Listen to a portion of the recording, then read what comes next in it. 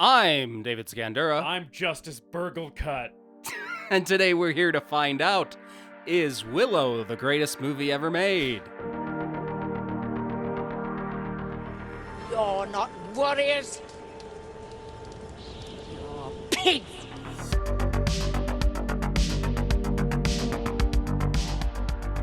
Welcome to the greatest movie ever made, the show where we watch a movie and tell you if it's the greatest movie ever made. Lactua. That's the word that does some magic shit that is poorly defined. Okay. A movie that's so thoroughly entertaining and compelling that while you're watching it's the only thing that matters in the world. I'm David Scandura, joined as always by my co-host and little French pygmy The shit guy, brownies. Justus Burkitt. The fucking brownies in the movie. It was very. It feels like such a George Lucas choice to be like, okay, so the thing with this movie is that there's a society of like little people who are all portrayed by actors with dwarfism who are like called, they have some fantasy name, and then there's like normal sized humans that have some fantasy name. But what if there were guys that were even littler? Wouldn't that be fun? What if there were regular size humans and then little humans? But then guess what? We're gonna put in some guys who are even littler. They're the size of a mouse. George Lucas is writing your story. For the there's record, little French guys let who the are record 2 inches reflect that Justice introduced George Lucas on this episode, and I did not. I don't know what you're talking about. He just walked through the door and started talking into my microphone.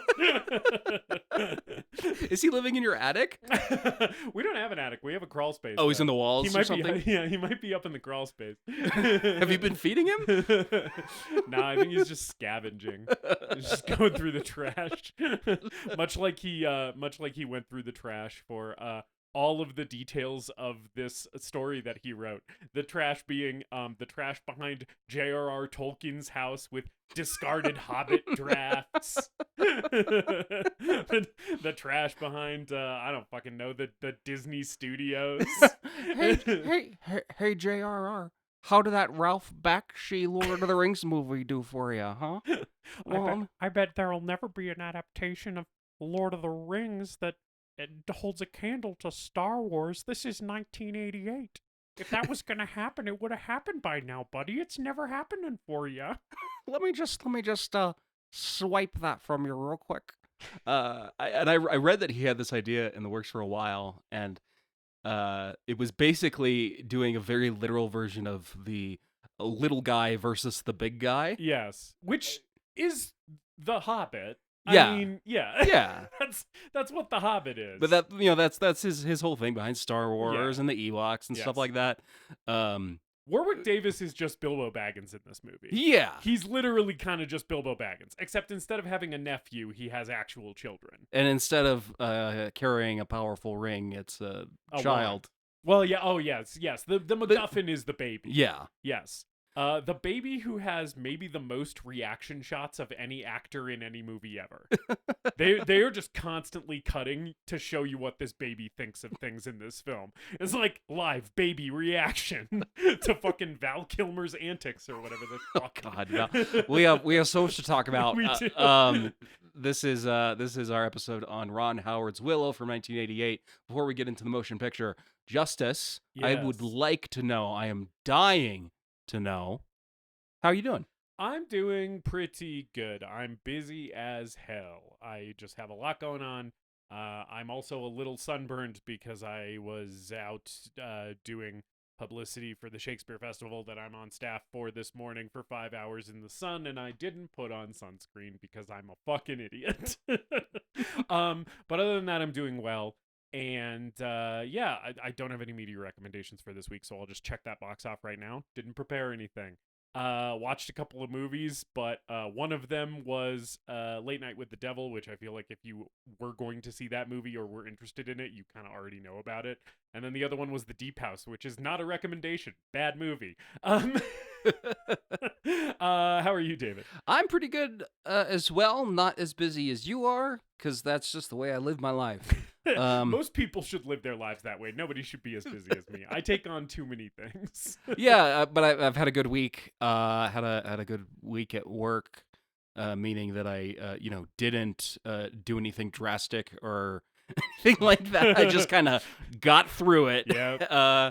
But I'm feeling good. My media recommendations are: I saw Alex Garland's Civil War, and I thought it was great. Yeah, I've heard mixed things. I've seen, I feel like, more positive than negative about it, but I have heard some people being like, I don't get what the point of this was. The discourse has been fucking Annoying. insufferable. Yeah, I feel like Garland elicits that response a lot. I feel like when his movies come out, I feel like some people are always annoying about whatever he's released. I feel like after Men came out, which is the only film that he's made that I haven't seen, then the discourse started with Garland stuff. Like, I didn't really see that for Ex Machina or for Annihilation. Yeah.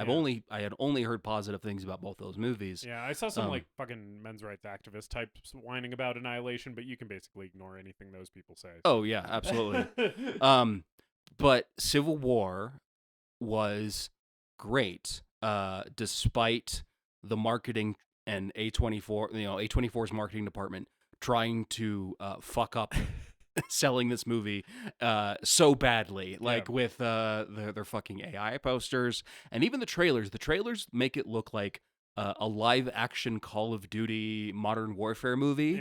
Yeah. It is not that at all. It is a very patient and well thought out and interesting look at photojournalism, specifically war photojournalism.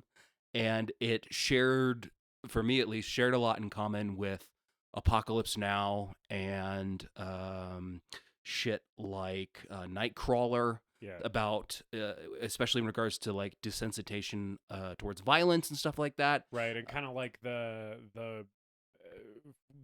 weird gray area, sort of the blurry line between like being desensitized to like violence and just like when does that just turn into like voyeurism? Yeah. Very, very, very interesting film. And great performances across the board from Kirsten Dunst and Walter Mora and Kaylee Spaney. I'm messing up all these names except for Kirsten Dunst and Stephen McKinley Henderson, who does a great job in that movie. Hell yeah. So I recommend that. Go into it with an open mind. It is definitely a divisive film, but I think it is one that has a lot more depth and things to say than people have been giving it credit for. My other media recommendation is the In-N-Out Double Animal Style with chopped chilies. You know what? I second this media recommendation. This media recommendation for a regionally available hamburger. So I've been rather vocal in my criticism of In-N-Out. Yeah. In the past. Yeah. Which to me is insane because it's one of the best fast food restaurants that exists in my opinion. So here's my thing. They make a good burger. Yes. People act like it's the best burger in the world. I think it's one of the best burgers of that tier of food, fast food, that you can get for the price. Is what I think. Yes, I agree. Yeah. I also think the secret menu as a concept is fucking stupid. It was cooler when it was actually somewhat secret. But now that just straight up literally everybody knows about it, it's like, just put it on the fucking menu. Yeah, guys. yeah. I don't want to have to do research to do a fucking reasonable burger order. Yeah. But I got one on Sunday after I rescued your dog because I figured I needed a treat for rescuing a dog. Oh yeah, David helped rescue my dog who ran off after a deer like a fucking dumbass. It's fine. She's fine. She's back home. David came and rescued her from the trailhead that she had wandered back to. So thanks for that. You're But welcome. yes. I decided to treat myself and sat in a super long In-N-Out line for an In-N-Out burger because I haven't had them since they moved in here. Genuinely shocked that burger is $5.55. Yeah. Considering the night before I had McDonald's and the price of the quarter pounder with cheese meal alone was more expensive than that In-N-Out order. Yeah, and In-N-Out pays their employees more. So it's like they're charging the customer less and actually paying the people who work for them more than McDonald's, which I'm like, that just probably means that the CEO of In-N-Out is making less money, and that's good. And I saw the kitchen. Yeah. And there were like 24 people in there. They got like an army working there. Yeah. It's crazy because they have the thing where like the whole drive-through is just a window where you can see into the kitchen, and I'm like, this is the fucking entire armed forces of a small country working in this In-N-Out kitchen. That's my recommendation. I don't know how I feel about the fries, and I don't know if it's because I live 15 minutes further away from the In-N-Out than you do. Yeah. But by the time I got home, they're soft on the outside and crispy on the inside to the point where the texture's kind of styrofoamy. Did you get them well done? No. You got to get them well done, man. This is the fucking shit. If you got a problem with the fries being floppy, just ask for them well done. They'll fry them more. I don't know if it was the floppiness, but something was really off about the texture. Yeah. They reminded me of those like picnics, which are the very, very small shoestring potatoes that you can find in like the chip aisle and stuff. Yeah. Where but just the size of a full fry, and that texture was throwing me the hell off. Well, we're not going to get fully into our difference of opinion on In-N-Out fries because this is not a fast food podcast. But I do enjoy In-N-Out fry, and I know that that's a divisive opinion. But I do think they're very good. Do you get them well done? The Podmaster, Countess Pod, gets hers well done. Sometimes I will get them well done, but if I get them animal style, I don't bother with the well done. Because then it's basically the fun is that it kind of turns into like a potato casserole with like cheese and sauce all over it. And then I'm like, I don't give a shit if they're mushy because they're going to get mushy anyway with all the sauce and cheese on them. But yeah, so sometimes. But, yeah. Okay. Anyway. But yeah, get yourself a double animal style with chopped chilies, which is basically just 2 patties, 2 slices of cheese, pickles, burger sauce, caramelized onions, the patties griddled in mustard, which I highly recommend, and pepperoncinis, which is how I make my burgers at home. I love that you're reading every ingredient on a double animal style with chopped green chili. It's also there's lettuce and tomato on there. You can put that on there if you want, I guess. This is great podcasting. Just as we're talking about Ron Howard's Willow. We were talking about Willow from 1988, directed by Opie himself, Ron Howard. He was Opie on the end? No, wait. Was that? Who is he? He was a child actor. Was he on the Andy Griffith Show? Is that how Ron Howard got started? He was a child actor. I don't know. Okay. Is my answer. Well, we can cut that because I apparently don't remember. No, we can leave it. It's kind of funny. Ronnie Howard himself. Justice. This is a type of movie that we've been talking about on the show, which is a Justus Burkitt childhood classic. Yes. This is another movie that was big in my childhood home. I don't really have a ton of background on this one other than we had this movie and I watched it a lot as a kid, and I haven't seen it in a very long time, which was also true of like Spider-Man and Lady Hawk. We've covered a few that have been like this for me. And this was one that I put on our list of episode ideas specifically because unlike Lady Hawk, which I was like, I remember that movie being like really good and I would like to revisit it. I was like, Willow's kind of fucking insane. And I was like, I would like to go back to that because it's been a couple decades probably. And I'm like, I remember that movie being batshit. And I loved it as a kid, to be clear. This was like a childhood favorite of mine. My older brother, I've said this before, my older brother and I were really big fantasy kids. We were much more fantasy kids than we were sci-fi kids. Like, we liked Star Wars and stuff, but the stuff we gravitated to was like really mostly fantasy or like medieval like adventure stuff. Like, we also like really like Zorro and shit, you know. I know that's not medieval, it's Renaissance, whatever the fuck. But yeah, so like this was very up our alley and we both just really, really loved it. We also really loved all of the brownie jokes, their comic relief one-liners back then. And no spoilers for my overall thoughts on the film, but did not hold up very well for me. I will have many things to say about the brownies, which I'll probably just do one giant monologue diatribe, and we can move on from them when we get there. Great. I look forward to it. I was wondering, was this stuff like this, the kind of childhood fantasy movie, was this your your way into fantasy, or did you start with shit like Lord of the Rings and then make your way over here? Yeah, so I had probably seen this movie before the Peter Jackson Lord of the Rings movies even came out. However, my mom would do a thing when my older brother and I were young, and even as we got older, because then we had another little brother who's 6 years younger than me, so she kept doing this. She would just read us books aloud, and most evenings after dinner, like that was the post-dinner entertainment, was mom would read a book out loud to us. And when we were like little kids, it was like picture books and stuff. But then when we got old enough to start like comprehending stuff like The Hobbit and then later Lord of the Rings, she read those aloud to us. So the first time I ever experienced The Hobbit or Lord of the Rings was like my mom read it aloud, like one chapter at a time. Awesome. Over the course of like several nights. And Yeah. my mom's like a theater person, so she would like she would kind of voice act the book where she would do character voices for each of the characters and stuff. And so that was really, I think, my brother's and my entry point into fantasy was like my mom was into it. She was a fan of The Hobbit and Lord of the Rings and all that stuff. And I think she showed us Willow because it's a movie she had seen and liked from the 80s, right? So yeah, that was sort of like our entry point into it, I think. And then movies like this and Lady Hawk I saw before the Peter Jackson Lord of the Rings movies came out. And then once those came out, it was like the biggest event in my childhood life, like the biggest cinematic event, because my mom was excited for those movies, my dad was excited for my movies, and like my brother and I had like heard my mom read the books. We were like super fucking jazzed about those coming out, and it was like an event in the Burkitt household when Awesome. Lord of the Rings came out. Yeah, That's cool. I was curious because I started with like Star Wars. I was more of a sci-fi kid. Yeah. And I didn't even read a ton of fantasy books. It wasn't until Harry Potter and Lord of the Rings came out, movies came out, that I was at all interested in fantasy. Yeah. Other than I probably saw The Princess Bride a little bit as a child. Yeah, that was another big one. That was another big one, which we should talk about on the show at some point. We That'd should. be a fun one to talk I've been meaning to revisit that thing. Yeah.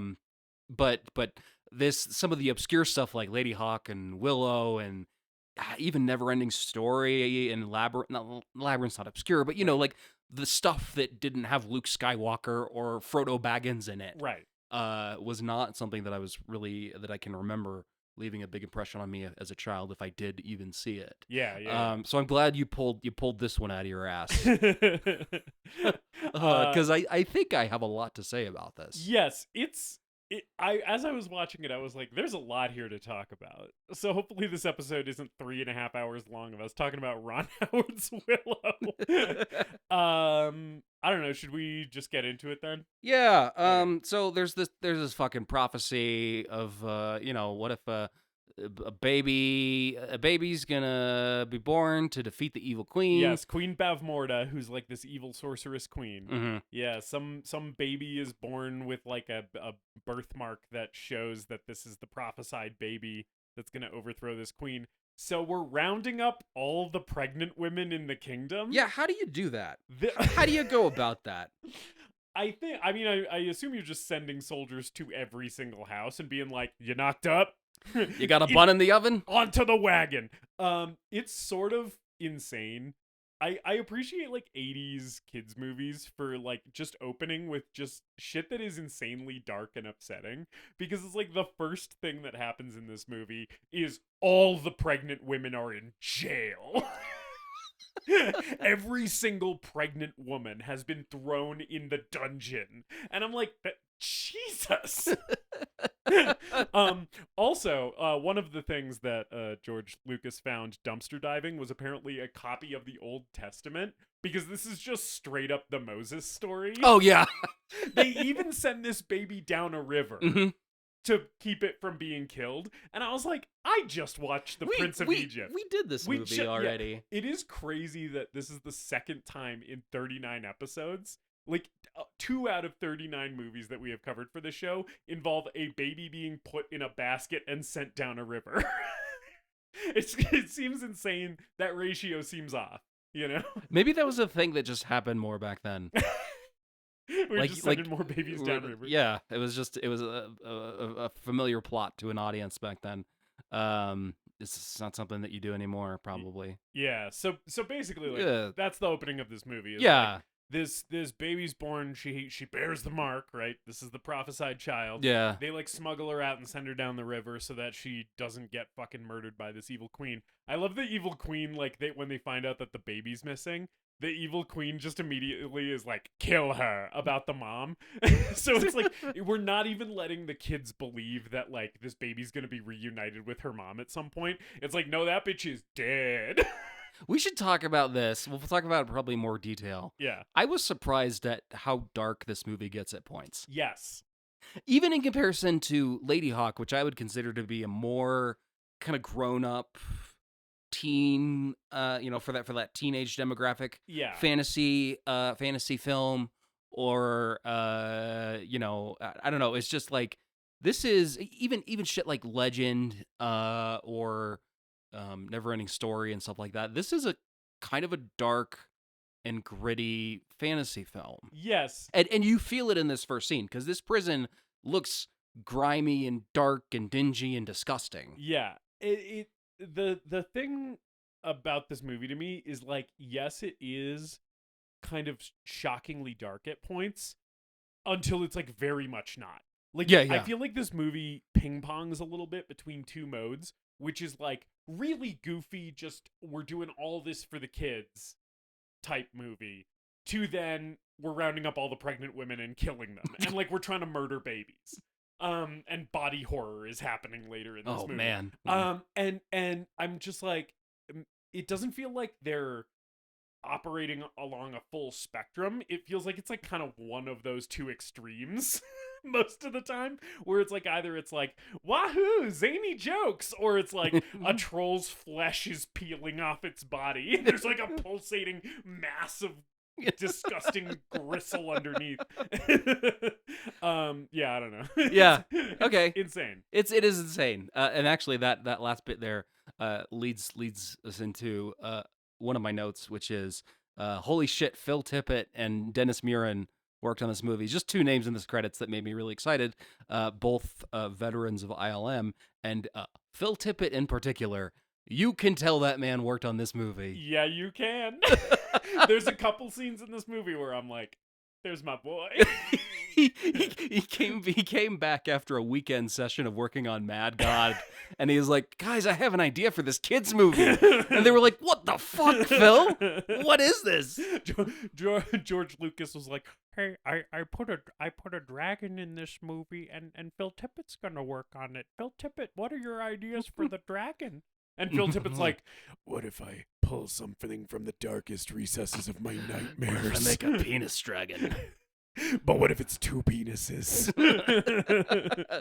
Stay tuned for Phil Tippett's Mad God, a movie I don't think that's what Phil Tippett's voice actually sounds like. I just imagine that was how he spoke about this creation specifically. We also got fucking James Horner's name in this credits, and I think the score in this movie is pretty fucking great. Yeah, like the main theme, it really does kind of stick in your head a little bit. It feels kind of, even though this movie, and by extension its score, haven't really achieved like iconic status, it does really feel kind of like an epic score at certain points, especially with that main theme that they got going on. Yeah.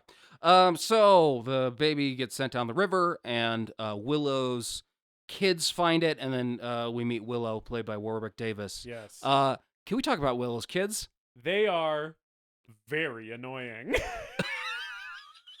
Is that what you were gonna say? Yeah. There are several characters in this movie that make me want to commit horrible violence. Yes. Willow's kids are the first offenders on that list. Yes. They are obnoxious, very obnoxious children. And I'm like, they're both played by actual child actors with dwarfism. And like, nothing against these child actors with dwarfism. It's more the way they're written that is grating and annoying. They're clearly being fed their lines. They are and they are being fed precocious little shitty 80s child lines, right? Where it's like, can we keep her, Dada? Yeah. You know, it's like, okay. I don't know how much of this I can take.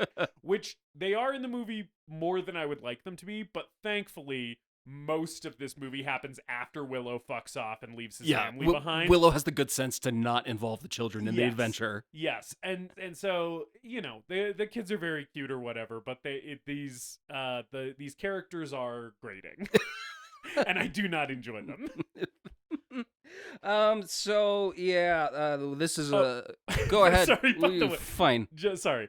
I do just want to say when Willow's kids fish this baby out of the river, so like they know just from looking at it that this is a daikini baby, which daikini is what they call like humans who don't have dwarfism basically in this world. And then the humans with the actors with dwarfism are portraying the Nelwyn is what they're called.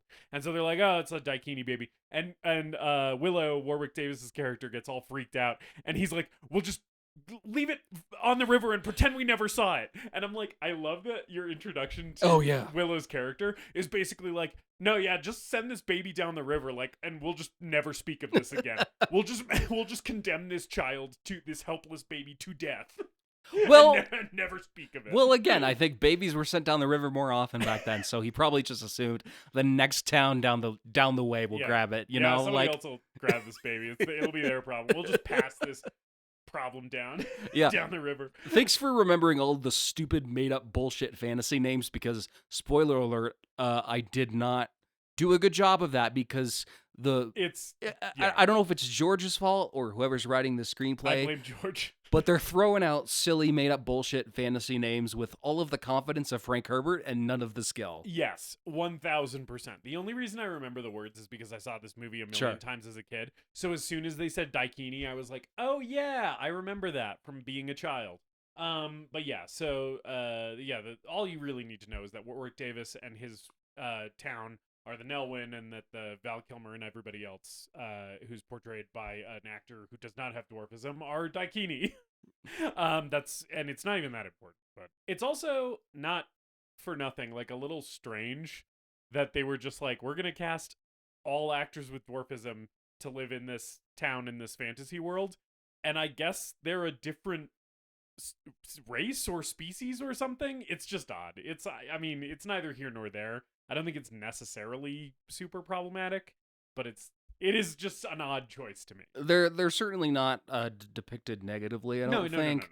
No. I think it's clearly just George read The Hobbit. Yeah. and at the time, probably the sort of forced perspective tricks that they did in stuff like Lord of the Rings. Yeah.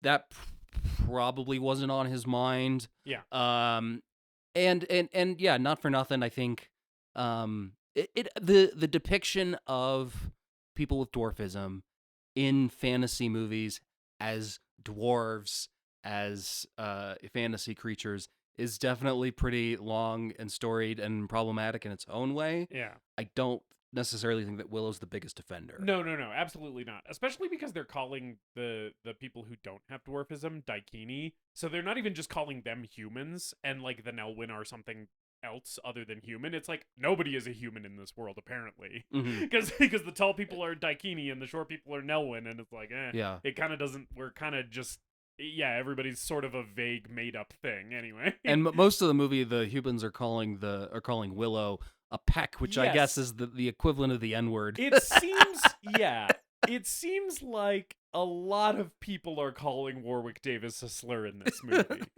And I'm like, every time peck leaves somebody's mouth in this movie, I'm like, I really don't like how that makes me feel about this character right now. Like, it kind of, like, Val Kilmer, Madmartigan rocks, and we'll talk about how Madmartigan rocks. But you are introduced to him repeatedly saying what sounds definitely like a slur to Warwick Davis, and I'm like, you really have to gain back a lot of goodwill from this moment, because it's like we're really starting in a low place with Madmartigan just being like pack.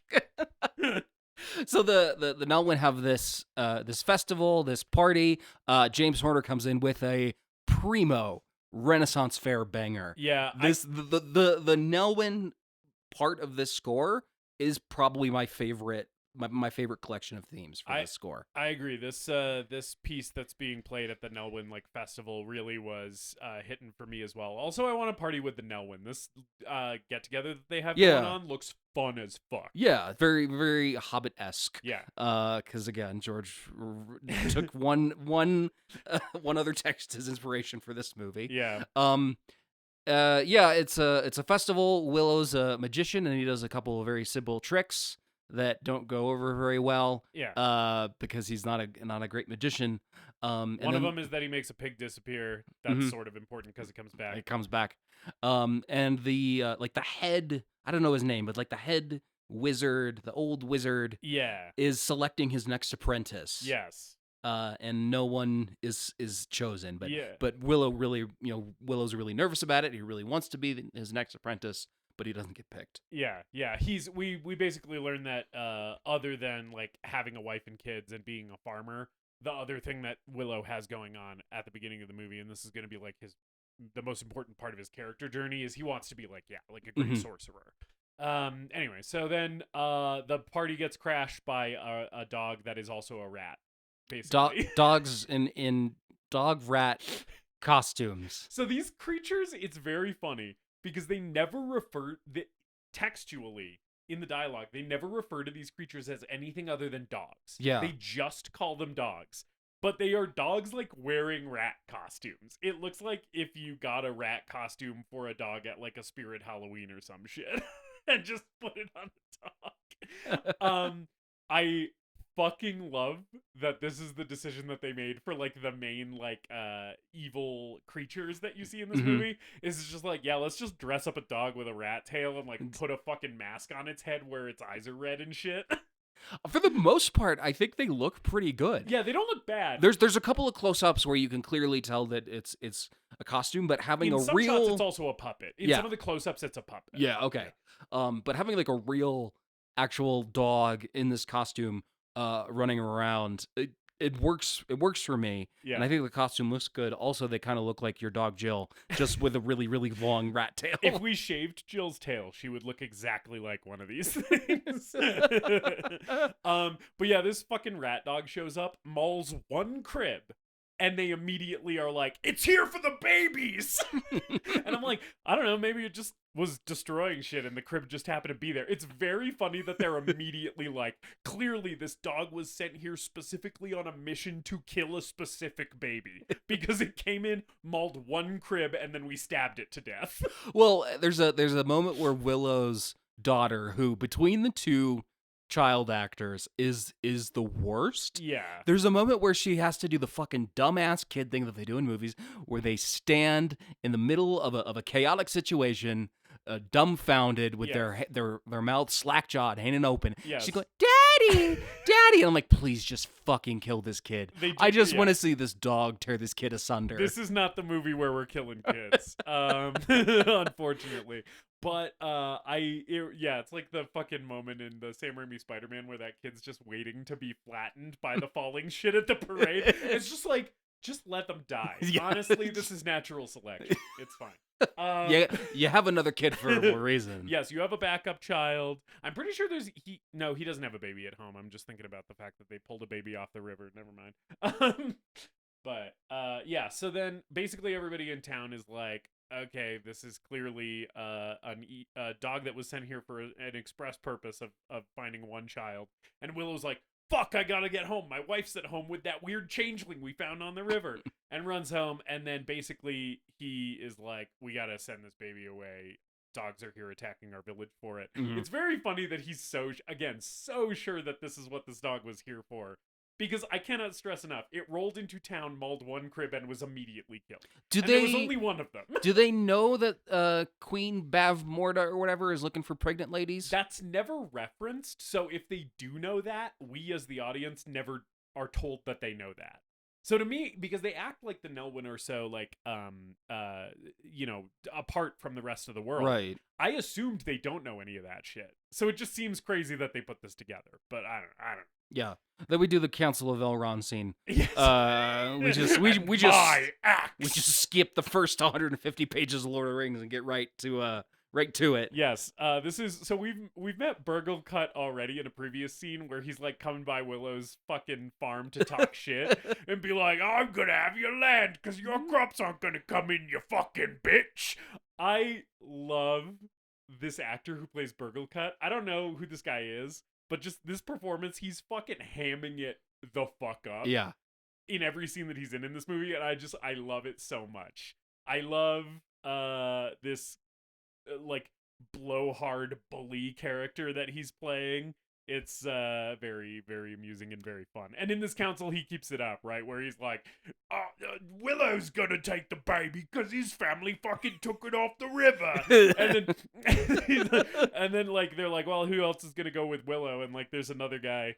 There's a warrior guy who's got like a spear. He's the one who like speared the wolf or whatever. And he comes forward, and Burglecut's like, "No, he's our best soldier. He can't go. Send somebody else." It's just like every fucking moment in this council where there's a question, he's just like hollering out his opinion about it. I think if It's there's a great. Nell one that I would share a pint of Guinness with, I think it's Burglecut. Oh yeah. Burglecut seems like he's a good time if you stay on his good side. Yeah. But if he starts fucking prodding at you, he'd get real annoying really fast. Just be like, lay off, Burglecut.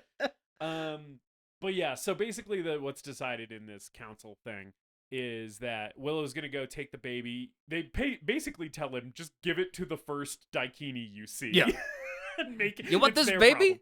Yeah, like it's one of their babies. Just hand it off to one of them. Just walk until you find one, and just foist it off on him. So that's the plan. And they Burglecut's gonna go with him because the old wizard guy basically instructs him to. And then they're going to bring, like, a couple of warriors. And then there's also this other Nelwyn, Migosh, who's kind of like Willow's friend. Yeah. Who comes along. Yeah. The wizard gives Willow some magic acorns. Yes. There's this hint that Willow might actually be a great sorcerer because his first instinct during the test that they had, his first instinct that he was actually correct. Which is like which finger holds magic? The power of the universe. Power of the universe. His instinct was his own finger, but then he picked something else. Yeah. And so the old wizard guy is basically like, well, I actually think that you have the potential to be a great sorcerer. Is basically what he tells him here. And Willow's wife gives him a braided lock of her pussy hair. I think it's just her head hair, David. It's quite long. I've never seen pubes. I don't know. Do you know the shaving habits of the Nelwyn? I don't. I guess I don't. To be completely fair. Take my pussy hair, Willow. It will protect you. That sounded like when later in the movie when Finn Rizal is a fucking I guess, yeah. little rodent or whatever the fuck. But yeah, so they go off on their an unexpected journey. Yeah, that's what I was gonna say. It's fucking Hobbit thing. They go off on their little journey, and so we have some like pretty cool scenery that they walk through. First of all, I don't know if some of these are matte paintings or what. Yeah, some of them definitely are. Yeah. I'll just come out and say it. I think this movie's pretty gorgeous. Yeah, it's beautiful. I think it looks great. I think the matte paintings are great. The locations, they shot in Wales, they shot in New Zealand. Is the locations that they pick are all great. The matte paintings are good. The effects for the most part are really good, With some exceptions with that some we will definitely exceptions be calling out. for sure. And the production design across the board in this movie, I think, is really fantastic. Yeah, too. totally agree. I think like all like the costumes and like when we get to like the armies later, like their armor and weapons and stuff are all really cool. The like sets, especially like Bavmorda's castle and shit, Yeah. like all that shit's great. There's a brief scene in this opening traveling montage where we cut to Bavmorda's castle yes, and we meet Kale and what I don't know. I remember her fucking name. Sorsha. Sorsha, Yes. the archer lady that totally isn't gonna betray her. Yes, so Sorsha is Queen Bavmorda's daughter. Mhm. And then Kale is like her like general who's in command of her whole army. This scene that you're talking about contains one of my favorite entrances in this movie or any sort of B-level fantasy movie, which is the first time we meet Kale, the general of the army, because he just appears in the doorway as a silhouette, and then he walks into the light, and you see that this guy has just a fucking insane, huge skull mask on. And last night, I was watching it and I was just like, man, what a fucking entrance. I was laughing out loud when he walked into that room because I was like, that's the fucking most baller entrance I've ever seen. Love the skull mask. Yes, the skull. it's great. It looks like a monkey skull or almost like a gorilla, primitive human skull or something. And that was the moment where I was like, oh, I think Ron Howard's cooking here. Yes. I think he's cooking with gas in terms of this production design. It's also very funny because the rest of Kale's like armor, he does sort of just look like medieval Darth Vader with like a big gorilla skull mask. It's like and he almost sort of the rest of his helmet is almost sort of like a samurai thing. He's got like kind of these winged pieces that like go out to the side that remind me of a samurai helmet. Sorcerer's helmet too. Yeah, it's sort of Japanese inspired. Yeah. But Kale looks like a Warhammer figure. Yes, it's nuts. It's and awesome. he's also got like a really like deep voice. So it's like it is big Darth Vader vibes because he's just walking in being like, yes, my queen, yes. And he's clearly wearing prosthetics to have just like the most pronounced forehead. Yeah. This dude has a Rock of Gibraltar for a forehead and brow line. I love Kale. Yes. Kale rules. Kale's great. And Bavmorda is like, fucking go get that baby or whatever. That baby. And her sorcerer assistant, her head wizard or whatever, is like, you know the prophecy that your daughter will betray you. That won't come back at all. Don't worry about it. Yes, and I love that she's like, I trust her more than I trust you. And it's like, well, that's a bad decision because your daughter clearly already doesn't like you very much, and also there's a prophecy that she's going to turn good, and also she's the only bad guy who is hot. Yes. So clearly she will eventually not be bad.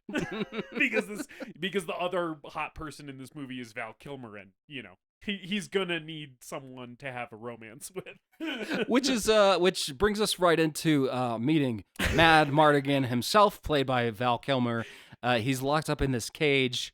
Your classic like pirate skeletons, dead man tell no tales ass cage. Yeah.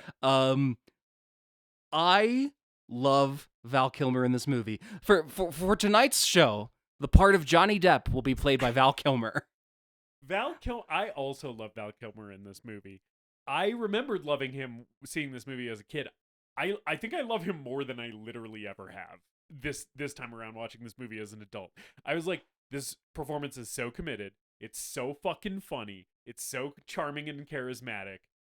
Val Kilmer is like the people's, the blue collars leading man, where I'm just like, everything he's doing in this movie, I'm like, he is fucking efficient, and this is a very effective performance, and he's fucking hilarious, and he's not being super showy about it, and it rocks. I fucking love it. He's Aragorn by way of the Han Solo puckish rogue stereotype. I was thinking Han Solo big time this time. I know I said Aragorn when we were teasing this episode last week, but this time I was like, no, this is straight up a Han Solo performance. Yeah, but also Captain Jack Sparrow, I gotta say. Yes, but before Captain Jack Sparrow. Sure. Do you think Johnny Depp or Gore Verbinski, I guess, saw this movie? and we're like, what if we did the Val Kilmer character but more annoying? Yeah, but I wouldn't be surprised because there was a lot of his mannerisms in this opening where he's trying to bargain with the Nelwyn? I was gonna call them Pecs. I was gonna be technically a slur. It's a fantasy fake slur. The P word. So I think we can still say it, but it is used in this movie like a slur. Yes, he's trying to bargain with him the Nelwyn to let him out. Yeah. Well, first he just wants water. He's like, I'm dying of thirst in this cage where I've been sentenced to death.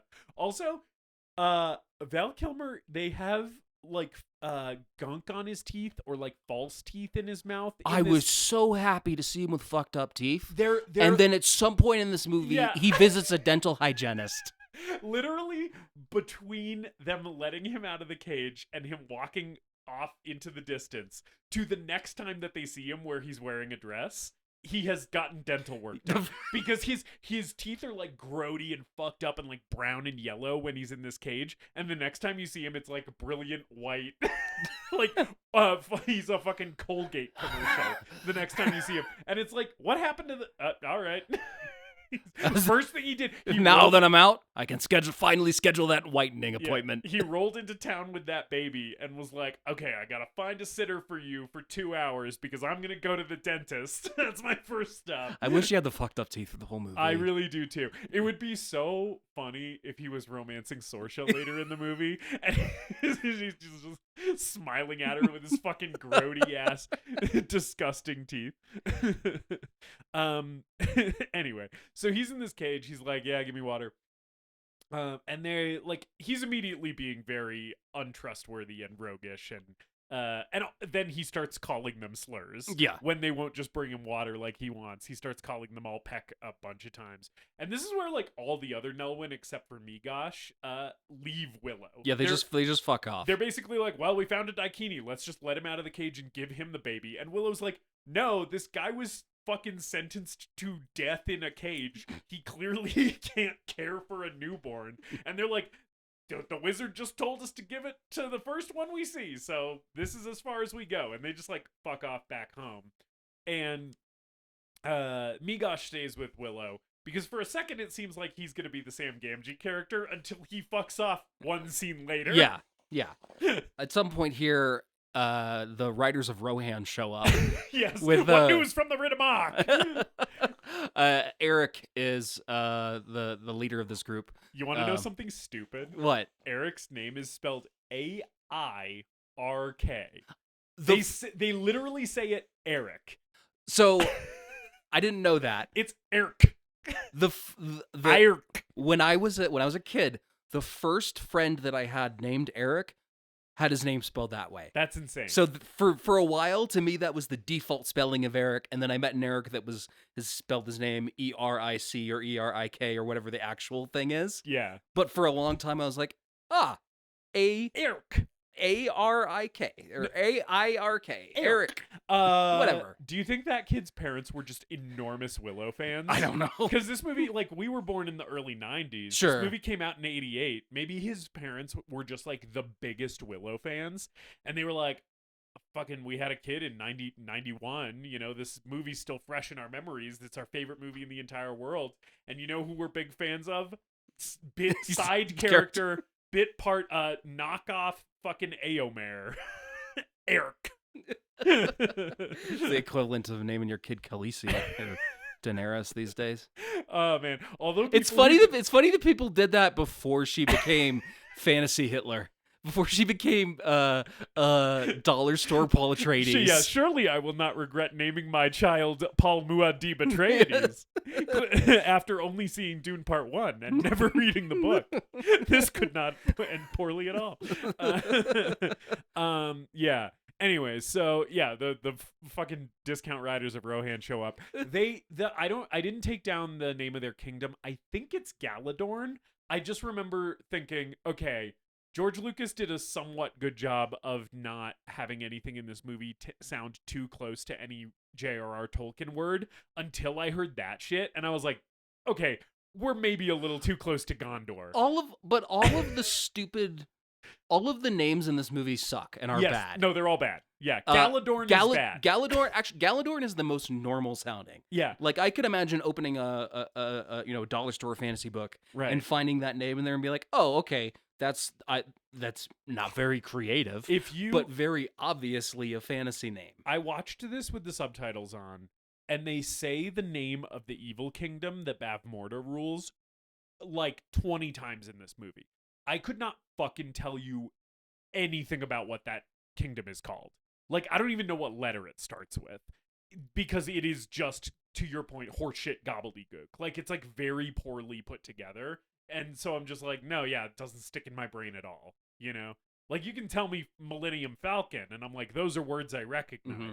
But when you're like, oh, the armies of the fucking Netherrook or whatever, I'm like, I don't fucking know what that shit is. The tribe of the Gleeboglops from the kingdom of Beeblebop. And it's like, okay. Bavmorda is good. Bavmorda sticks in my head. Bavmorda's okay. Yeah. Mad Mardigan is getting mad off of there. If his name was just Mardigan, Yeah. I think I would roll with that a lot more. I kind of like Mad Mardigan. I like that Mad is just part of his name. And it's not like a title. He's not Mad Mardigan. It's one word. Mad Mardigan. And speaking of Mad Mardigan, he knows this fucking Éomer ripoff. He knows Eric, and Eric's like, "Oh, Mad Mardigan, how's it going? What'd you do to get yourself in that cage? Anyways, you fucking bitch? fuck you. We'll see you later. Yeah. I'll see you in the third act when you need some help." It's so funny because they're like clearly old friends. Yeah. Like that's their dynamic, is that they're like old buddies. And then Mad Mardigan's like, "Say, so what about letting me out of this cage, old pal?" And Eric's like, "Nah, we gotta go fucking do a suicide mission. Have fun dying though." It's like, what a fucking asshole. You can't even like unlock this cage on your way to like go fight the Bavmorda army or whatever the fuck. It's very, very rude. And when they meet again and Mad Mardigan's still sore about it, I'm like, you're correct. Yeah. Eric's totally being a dick. Yeah, Eric's a real dickhead. Anyway, so like the army leaves and they like camp overnight. And just outside this cage while they try and figure out what to do. And eventually they basically are like, okay, we don't know what else to do. None of those fucking dudes in the army would take that baby when all the riders of Rohan are riding past them. Willow's like, will anyone take this baby? Free baby here. Any of you Daikini on horses, please take this baby into the battle you're about to fight. But none of them do, so he's like, okay, well, we didn't have a better idea. I guess we will, in fact, give this baby to this crazy guy in a cage. Like all of the rest of the guys who already went back home wanted to. So they unlock the cage and let him out and give him the baby. And Mad Mardigan's like, don't worry, I'll take good care of it. Trust me. I know lots of women who can take care of this baby, which I think is really what ultimately sells Willow on it, is Willow's like, I believe this guy does know lots of women who are able to take care of babies. He has probably fathered several. Yes. in many villages across the land. Yeah, that's his vibe. So he fucks off with this baby. And then Willow and Samwise Gamgee return home, and they get attacked by a foot tall Frenchman on a bird, and then they get lured into a trap, and Gulliver's Travel style get all like tied up and shit. Okay, and everything that David just said, it might have glossed over you, the listener, just only hearing that and not seeing it. How fucking insane all of that is. Yeah. So this movie goes from 0 to 12 very, very quickly here, where it's like, okay, we've been in a sort of grounded fantasy world that's recognizable, where it's like, okay, like there's kind of the Hobbit-esque, like Shire-esque town, you know, and we saw the armies, and there's an evil queen who looks like the evil queen from Snow White, and it's all very recognizable and normal. And then a bird with a tiny man riding on it appears, and he is yelling in a French accent, I stole the baby! And the fucking bird has the baby in the talons of its claws. And then there's a village of tiny Gulliver's Travels people and an angel or goddess. Something. She's like... forest spirit. She's like the blue fairy from fucking Pinocchio, where she's a star, but then she's a lady. It just goes off the rails here. Yeah. It gets ridiculous. Where I'm like, I don't even know what the fuck is happening anymore. And I've seen this movie a bunch of times. So what's the race of people called? They call them brownies. Brownies. Which is it's a I think Irish or Celtic folklore creature where they basically are like tiny people. Okay. It's pretty much how they're depicted in the movie. But it's a very strange thing to include in this movie. Yeah. I will say, so a lot of the effects of them are pretty good in this scene in particular. Yeah. They're on sets for some shots and stuff like that. Later in the movie, there's a lot of really rough compositing. There are some moments where it's just straight up green screen behind them too, and it just looks... Yeah. That's the extent of my positive comments about the brownies. Now, Justus, I have never been introduced to a fantasy race of people and my immediate thought is, I want to do a genocide.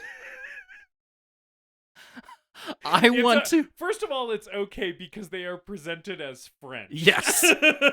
The French. I want to kill every single one of these little French fuckers. Yes. And I was thinking about ways to kill them. Yes. I mean, the easiest one would just be stepping on them. Sure. Because they are a size where literally you could just step on one with 1 foot and crush it to death. But I want to enjoy it. I want to instill fear in them. So I was trying to decide if I would pick up one and grab it by the torso and by the legs and pull it in half. My other thought was grabbing it by the legs and ripping it hot dog style. And the other one was like rolling one up like a toothpaste tube and seeing if its head would pop off. Yes. What I'm saying is I would build a torture chamber for these little fuckers and just watch the life leave their eyes. Yes. And just for clarity, none of this that David is saying is problematic because all of these brownies are portrayed by white actors. They are not actors with dwarfism, unlike the Nelwyn. Yes, it's just a bunch of white able-bodied actors. These are doing French accents, and also in maybe sort of racist costumes, even though they seem to be supposedly French. The French. Their costumes do seem a little weird to me. It seems like it's in iffy territory to me. They're sort of vaguely Native American or vaguely like tribal. Gay. It seems like it's a vague tribal aesthetic, which I don't love. My other thought was like a Germanic or a Gaelic tribe or something. Sure, which is okay, I guess. But it's like just the vague kind of tribal thing with them. I was like, we're maybe on cusp territory here. But I also find them very annoying, and I like all of your ideas on how to end their lives. Our two main brownies are Frangine and Rule. I don't know the actor who plays Frangine. I do want to call out, just because we're talking a lot of shit about the brownies, and we will continue to. Rule is played by Kevin Pollak, who is an actor who I like very, very much. I love Kevin Pollak. He's a very talented comedic actor. I don't think his performance in this movie is bad. I think it is a bad choice to include these characters at all. Yes, it's a bad choice to have them tag along for the duration of the film. Especially when they do nothing. They genuinely do nothing. There's so many times where it's like, oh, and these fucking cunts are still here. Yes, you could cut out every single scene where the brownies appear. And other than this plot development thing where an angel appears and tells Willow the plot of the movie, aside from this scene, there is no other point in the movie where removing the brownies entirely, if you just cut around them, it would not impact the plot of the movie at all. Yeah, they don't affect anything. You could shave 30 minutes off this bitch just by cutting out the brownies. Which they could have and should have. Yes. Because this movie is too long, and the thing in it that unequivocally sucks is all of the brownies. Yeah. I'm glad Kevin Pollak and the other. I'm glad you brought up Kevin Pollak. I didn't necessarily recognize him, but when I was scrolling through the cast list, his name popped up, and that made sense to me. I haven't seen him in a ton. Yeah. Kevin Pollak and the other guy, they are doing what this script requires of them. They are doing what they were directed to do. So that's fine. However, I want to wipe this race of people off of the face of the earth mercilessly. They're just so fucking annoying. It's just so grating.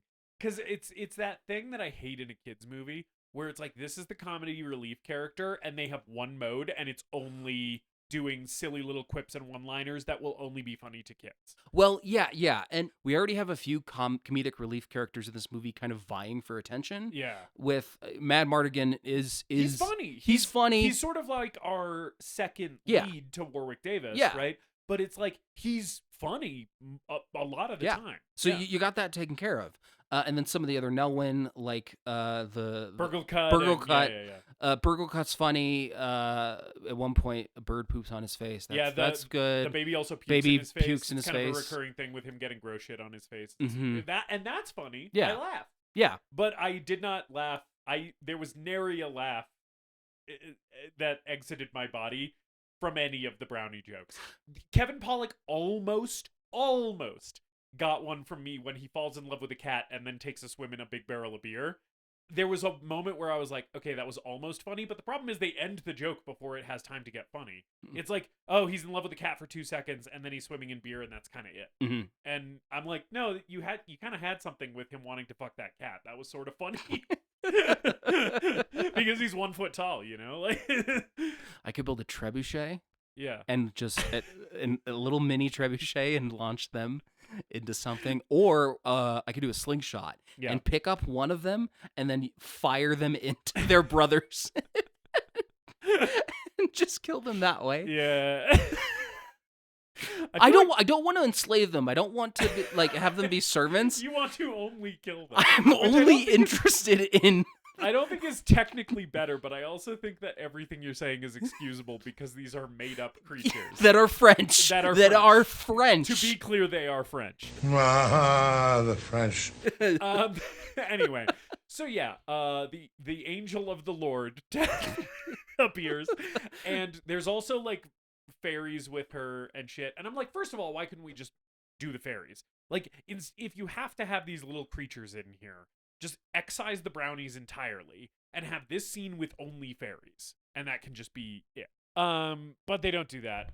But anyway, so this angel lady who's a face in the sky, and this effect is not fantastic. It's fine. It's like a floating face in the sky. I bought it. But she's basically like, yeah, the baby that you've been carrying around, I know her full legal name, and so does she. And also she's fully aware and has chosen you as her protector. And her social security number and her blood type. And you have to take her to this specific castle. Actually, no, you need to go find this specific witch. Yeah. And then the witch is the one who's like, we need to take her to the castle. Yeah. But it is very funny that apparently this angel has been communicating with this baby, and the baby is like, my name's Elora Danon, and I like Willow and want him to take me to this witch.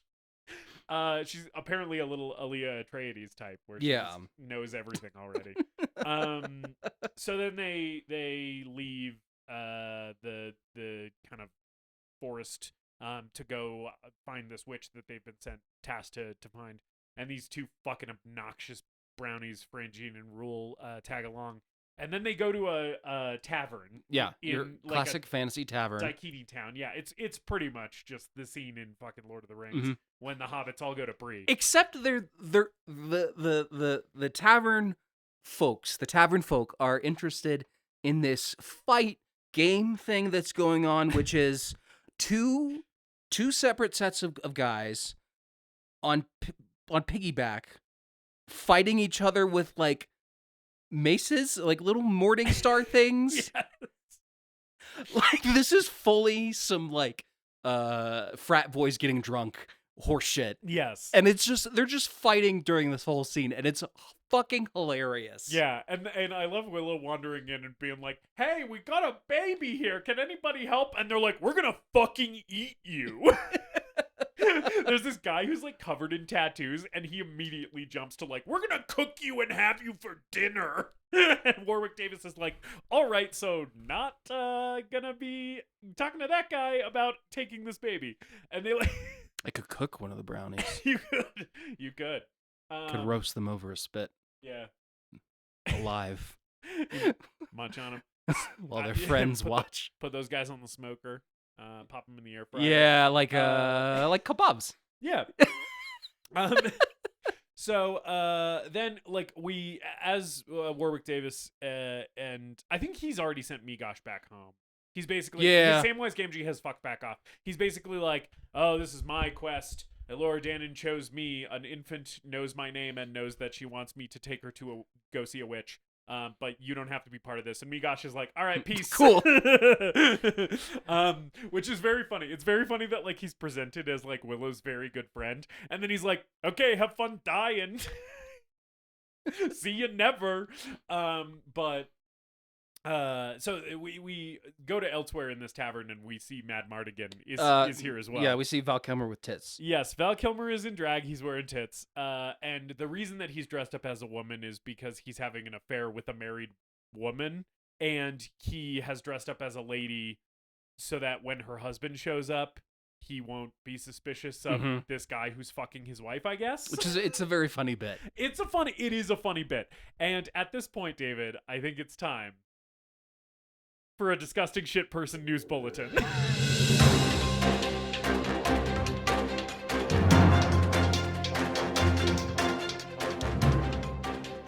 because we meet this husband. His name is Lug.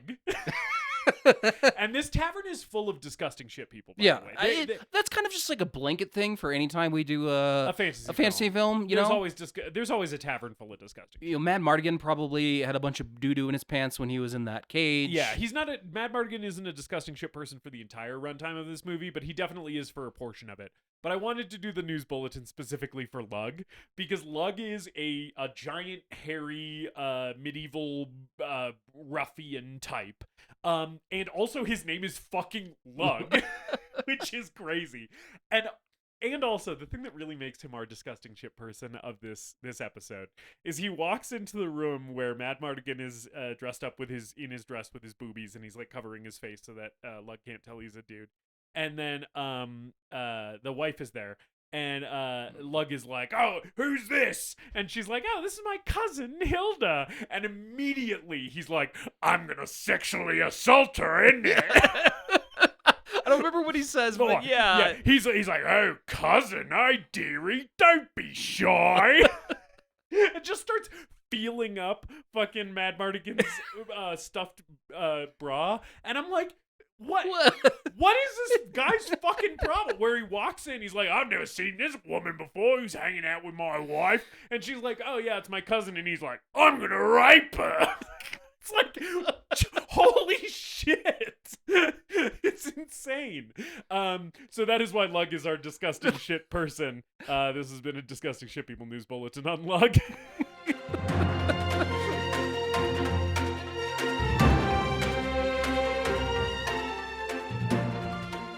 I will call out this is the single moment of Brownie antics that I laughed at in this movie. Yeah. Is when one of them, I don't remember which one, recognizes Mad Mardigan.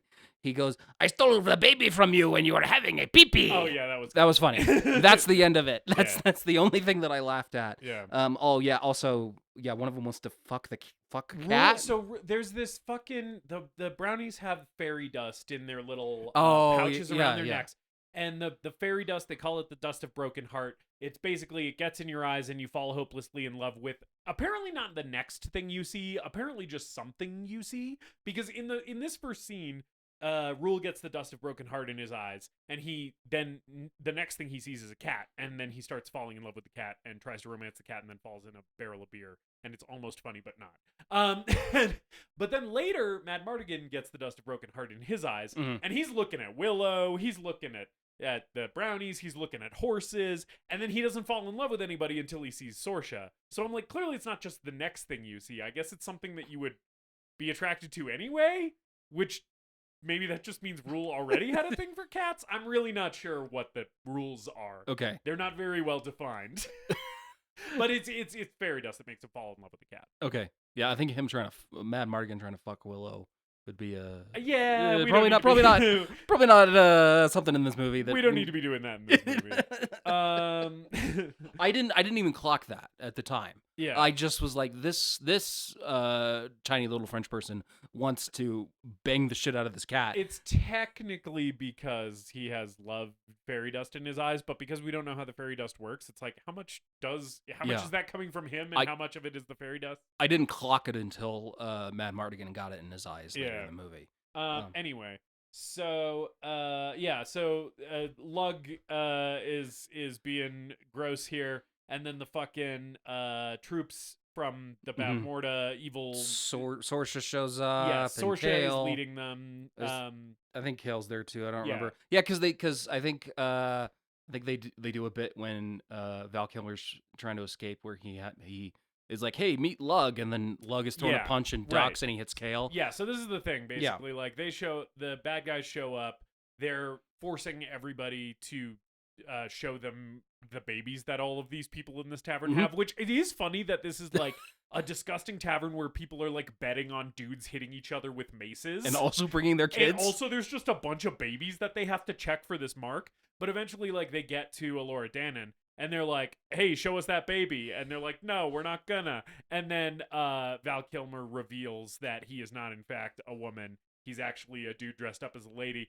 And Lug does not take this well because he's like, when I thought that you were just my wife's transgender woman cousin, I wanted to fuck you. But now I know you're a cisgender man who was just wearing women's clothes to fuck my wife, and that I have a problem with. How dare you sexually confuse me and make me consider the ramifications of my own internal sexuality? Look, trans women are women, but I'm not fucking gay.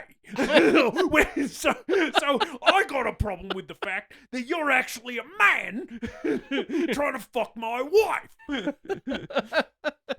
Also, Saoirse kicks Warwick Davis. I think she did a hate crime. Yeah. I think that's a hate crime. So first of all, Saoirse is kicking everyone in this movie.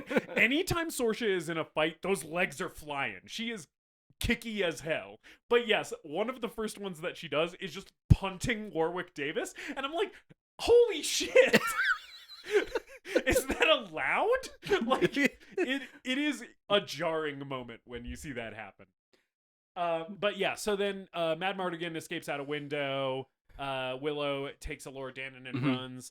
And they all get on this cart, and then we kind of have a cart chase. Yeah, cart chase is fun. It's fun. Yeah. I I like that the wheels keep breaking. That's kind of a fun added element of like, oh, like the cart's getting fucked up, and it's gonna have to like stop eventually. There's a guy that jumps on the cart, and he and Val Kilmer fight a little bit. Yeah. The evil soldiers are on a chariot, so I'm happy we got a chariot. Yeah, we do have a chariot in the mix. movie. Yeah, it's a fun little action sequence. In general, the action in this movie is fine. Yeah. I think. I agree. Some of the sword fighting is very clearly like, it reads to me as like dinner theater, like medieval times. Some of it's kind of lame. Yeah. It occasionally has moments where you're like, okay, decent sword choreo, but a lot of the sword fighting, it's like, it's kind of lame. Yeah. But the cart is probably the best action sequence in the movie, I think. Yeah, I would agree with that. Yeah, eventually they sort of defeat all the bad guys in this car chase, and they like they start going off. They're like running off so that the bad guys don't get back on their trail. And there's a moment here where they're basically like, okay, time to part ways. Like, we're gonna go this way and find this witch lady, and Mad Mardigan's gonna fuck off and keep doing his rogue thing. And then there's kind of a moment between Mad Mardigan and Willow where they're like, no, maybe we actually want to hang out together, and like maybe Mad Mardigan's gonna join the party. And so he's like, I like the thing where Mad Mardigan's going, which way are you going? And they're like, oh, that way. And he's like, oh no, that's how way I was going. And like makes a big thing about how he's annoyed about it, even though he just kind of wants to keep hanging out with him. Yeah. It's a nice little moment. And it's fun. A great Val Kilmer line delivery. Yeah, it seems like Val's having the time of his life in this movie. It seems like he really liked making this movie. Also, Joanne Whalley, the actress who plays Saoirse, Val Kilmer and her met on this movie and then got married, and it's still the only marriage he's ever had. They did divorce. They split up, but they have two kids together. I don't know if it was like, I don't know if they're amicable. I don't know what kind of terms they ended up on. But yeah, it seems like it was a highly impactful film for him. That's funny. In that he met the mother of his children on this movie, and also just seems like he's having a ball being here. Yeah, it just seems like he's like loving this. Yeah, he's so much fun in this. I don't know if there's a good point to really talk about him here. Yeah. But I figure we haven't talked about Warwick Davis yet. Right. What do you think about Warwick Davis as Willow? I think he's really good in this movie. I think the script occasionally sometimes lets him down, because I don't think this movie is very well written. We've already talked about some of the problems with like the fantasy gobbledygook names, and everything is just a little bit too convoluted and silly. And so I think that he's working sort of that's working against him to some extent, because he's the protagonist and is the primary focus of the movie, and kind of has to deal with that, the weakness of the script the most. That being said, I think he's doing an admirable job in spite of that, and I think he's very good in this movie. I think I find him charming and compelling, and I think that as the sort of heart of the movie, as the emotional center of the movie, that all works very well for me. I even think his little scenes with his family, even though I do find the characters of his children annoying, are very like charming and nice and sweet. And I think he has great rapport with Val Kilmer as well. Like, I think their chemistry on screen is really good. So yeah, I'm a big fan of him in this movie. I don't think it's like I'm not like blown away. It's not like a earth-shattering performance to me, but I'm like, yeah, Warwick Davis is doing a really good job here. Okay. Yeah, what do you think? I think he's fine. Yeah. I think he's charming. He was like 18 when they made this. Yeah, it was very young. Very young, and this was his first kind of main role. He had been in Return of the Jedi as Wicket the Ewok, of course, under that costume, and as in the Labyrinth as well. So having him as the main character, I think he's doing a good job. He's very charming, very fun to see him. I think you're right. I think the script lets him down, and it kind of does the Hobbit thing or the Lord of the Rings thing where everyone else around him kind of takes the spotlight away. Yeah. The way the same thing happens with Right. Bilbo and Frodo. Sort of the least interesting character in Lord of the Rings to some extent is Frodo, right? Yeah. It's sort of the same thing here, yeah. I liked the idea of Willow not necessarily being the chosen one, but being the character who has to protect the chosen one. Yeah. Who's Allura. Yes. I don't think the movie really capitalized on that concept, and maybe it is really just a baby as substitution for the One Ring. Right. I do agree with that. And I do think the movie kind of does do some legwork to be like, oh, he's like the everyman. He's salt of the earth. He's just this humble farmer, you know? But I feel like it doesn't really pay off the whole, like, he's just a regular everyman doing this incredible task, you know? Like, I feel like I agree with you. It's sort of like, yeah, we have that idea communicated to us, but the movie doesn't really do anything with it, you know? But yeah, I think he's good. Yeah, I think so too. So he rows to this island alone, and we meet Rizelda. She's Finn Rizal, yeah. Rizal? Yeah. Another stupid fucking name in this movie. Yes. Sorry, I really hate all the names. Yeah. I really do. And she is a little rodent with a jib-jab mouth. Yeah. You know those jib-jab things? Yeah, where her mouth is moving like she is a South Park character. She's like a Canadian in South Park, Terrence and Phillip. They really should just not have made this little rodent's mouth move at all. I feel like it would be better if it was just the actress's voiceover over just this little critter. Mm-hmm. I don't know what this animal is. It's a rodent, but it kind of looks like a fucking someone calls it a muskrat later. I don't know. Yeah, it kind of looks like a possum that isn't ratty and insane looking. Yeah, I don't know what it is. I don't know. It's this little rodent thing, and I'm like they should have just shot this and just put the actress's voiceover over it without its mouth moving, because the mouth moving effect to me does look pretty bad. I thought it was okay, actually. Okay, It didn't take me out of it too much. When they start doing it when she's the goat, then it did. But I think as the rodent, like, it was enough. It worked well enough. To me, I think it looks best when she's the raven, because she turns into like a raven in between those. And there, I think the mouth moving when it's the raven, I think they're only doing it with footage of the raven actually opening and closing its beak. And I was like, that's a much better choice. I think it would have been harder to fake that because a raven's mouth opens much more dramatically than this little rodent thing. So they couldn't like fake it as much with an effect. And I think that one looks the best. And with the goat, I think they're probably like feeding it or something. Yeah, it's doing chewing. It's doing a chewing motion, and they're trying to do the effect over that in places, and that doesn't look good. Yeah, no, it doesn't. But anyway, so he meets this witch who he assumed was going to be a lady, and she is in fact a rodent. And it's because Bath Morda has cursed her, so she's been cursed to be confined to this animal form. And basically Willow's like, hey, I got this baby called Allura Dannon. And Finn Rizal's like, oh, this is a baby from the prophecy. We need to take her to this specific castle called Tirasleen. So that's just the next place that we're going with this MacGuffin. Yeah. I want to hone in on something. There's a lot of bones in this movie. Great movie for bones and skeletons and skulls. Oh, yeah. And when Willow pulls up to this island, there's tons of human bones on the shore. I don't know why. Good point. I didn't think about the implications of that. So I was totally like, okay, so this witch is actually going to actually be evil. Right. But then she's not. But she's not. So, yeah, so are those people that she has killed right? And it's like maybe those are like maybe the Bavmorda cursed her to this rodent form, but then will also like send some soldiers to finish the job or something, and she dispatched them. Maybe. Or maybe those are unrelated bones, and she's just in exile on this island, and the bones were from something else. Yeah. Or she's killing and eating people. I don't know. Just a surprising amount of bones in this movie, in this children's movie, and I really appreciated that. It's a very bony movie. The Bavmorda's evil castle, tons of fucking skulls everywhere. Hella bones. At one point, Warwick Davis is chased around by a sentient pot of bones on tripod legs, which we'll talk about. But yeah, it is a dry bones movie, and we love that. Not a lot of wet bones, lots of dry bones. Yeah, well, I'm sure the ones on the shore are maybe a little wet. Oh yeah, they probably get a little bit of a little bit of a salt mist coating those bones. So they go back to shore now, and Willow takes Finn Rizal in rodent form with him back to shore. And when they get back, they find that the army, Bavmorda's army, has caught up with them. They fucking have Mad Mardigan prisoner and shit.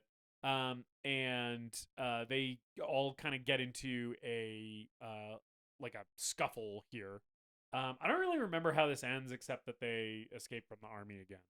I don't really remember how things progress. No, they don't. They get captured here. They get captured because they're led behind a cart in chains. Yeah, so that when they show back up in the armies there, they capture them and start taking them on a forced march to presumably the castle, because they have the baby now. Yeah, they stop at a camp in the snowy mountains, and Willow and Mad Mardigan are in cages, and the fucking little French people do some stupid bullshit here. They're doing stupid bullshit throughout, and it's never important. I can't.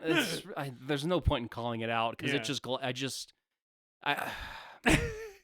every time they came on screen, the Twisted Nerve by Bernard Herdman started playing in my head, and everything went red.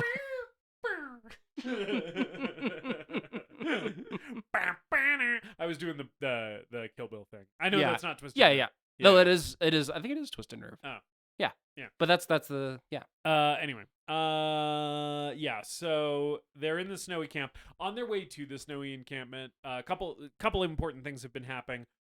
One is Mad Mardigan and Sorsha, while they strongly dislike each other and are mortal enemies at this point, have already been making fuck eyes at each other. Because they're the two hottest people in this movie, so they have to. Yes, and so there's sort of a thing already where Mad Mardigan is like, there's a moment where Sorsha's riding next to him, and he's like chained to the back of this cart and like walking, doing this forced march. And she's like sassing him. She's basically like, I'm up here and you're down there, you fucking bitch. And he's like, she's like, what are you looking at? And he's like, your leg. I'd like to break it. And it's like it's simultaneously like a very like funny line from him, but also like it seems so horny. It seems really, really horny. Yeah. Where I'm like, these characters want to hate fuck each other already before the love potion shit even happens later. Mad Mardigan still is in his like his lady outfit, and it's kind of in tatters. And there's one point where she makes some quip about his skirt, and then he's like, "Don't worry, I still have what counts." Yeah. And I'm like, okay. Yeah. And she's like, "Not for long," or something like that. Like she's gonna cut his dick off. There's just a lot of like really aggressive mortal enemies flirtation between the two of them before we even get to like the shit that happens in a second. But yeah, I like that. I want that in my life. Yeah, it is sort of hot, her being like, I'm gonna fucking cut your dick off and kick you in the face. A red-headed archer who kicks people and threatens to cut my dick off. Yeah. If that's your Tinder profile, hit me up. David's like, if you look like this, DM me with a picture of Sorsha kicking Val Kilmer in the face. Yeah. So the other important thing before we get to the snow encampment is basically Finn Rizal, who they've put in a cage. Okay, they put her in a cage. I hate to back up even further, but it is very funny that there is a soldier at one point just stuffing this rodent into a burlap sack. Yes, thank you for calling that out. And they didn't. The soldier hasn't heard it speak. It just looks like this little rodent creature. So it's like they're capturing Willow and Mad Mardigan and the brownies or whatever, And then this soldier's like, I got this fucking rat. I'm gonna put this shit in a bag. And it's like, unless he has heard it speak, why does he think this also needs to be a hostage? It just looks like a critter. I'll bring it back for the wife and kids. And It'll be a present. Sorcer's like, New yeah, pet. yeah, great job bagging that rat. Thanks a lot. Fucking guy.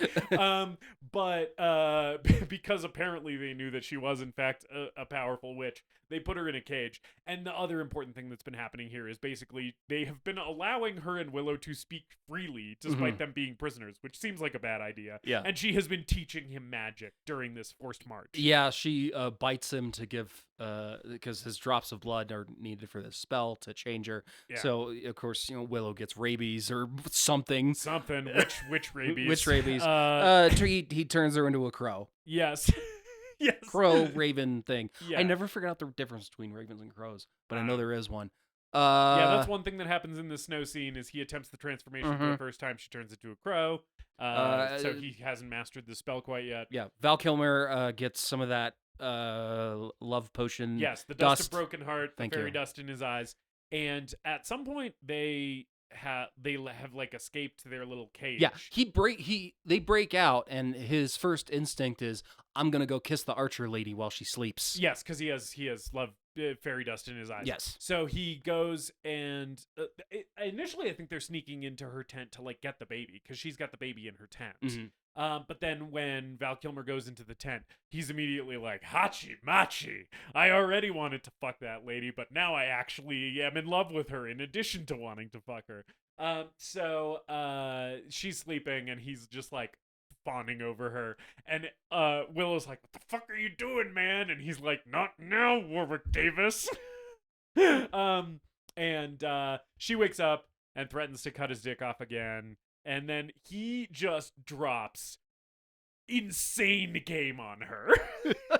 she's because she like they are mortal enemies. Yeah. And she's like, you're in my tent over me while I'm trying to sleep. I'm going to kill you now. And he's like, I would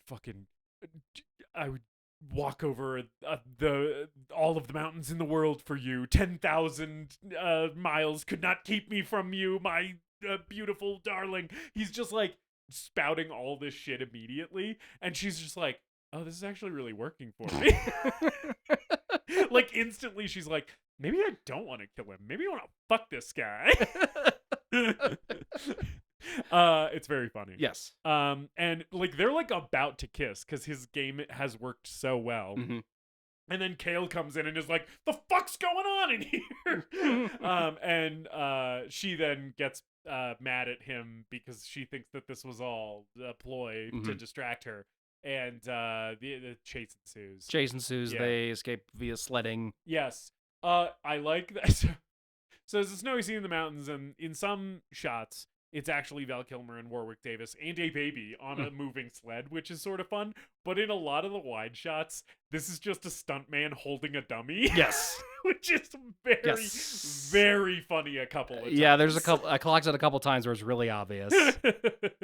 It's pretty funny. Yeah. I like the visual of like just this sled going off a jump, and it's like one stuntman holding a Warwick Davis dummy that is also holding a baby dummy.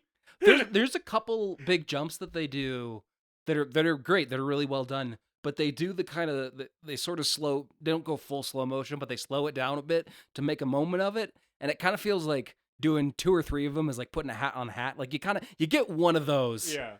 and then you got to move on. Yeah. There is one part where they go through like an ice cave and come out to a big jump. That's pretty cool. That's I like cool, that yeah. shot. Yep, me too. Eventually, Mad Mardigan falls off the back of the sled, and then Warwick Davis holding Alora go into this building, and the sled stops. And then Mad Mardigan has followed them downhill after falling off the sled in a huge cylinder of snow where just his feet are sticking out the bottom of it. It's so fucking stupid. I love it. It looks like a marshmallow. It's ridiculous. This moment I was like, what the fuck are we even doing anymore? Like, there is no way that a man rolling downhill would accumulate snow like this, and it's just it's kids movie baby brain shit, and it's very stupid, and I love it. Yes, I agree totally. Yeah. They hide in a basement in this village, and we get the opening scene of Inglorious Bastards, basically. And Eric's down there. And Eric's down there. They Eric's go- like, oh hey. They go down into this basement, and it's like, oh hey, we know this guy. Mhm. Funny, fancy seeing you here. And they're Yeah. like, yeah, our army was massacred. We're hiding out here from Bavmorda's troops. Mhm. And- The troops show up, and Yeah. Sorsha starts looking through the village, and we get shots of them looking at her under the floorboards. Yes, which is where it's like Inglorious Yeah, that's Bastards. right. And Sorsha Are you goes- sheltering it? You're sheltering enemies of the state, are you not? You're hiding them under the floorboards, are you not?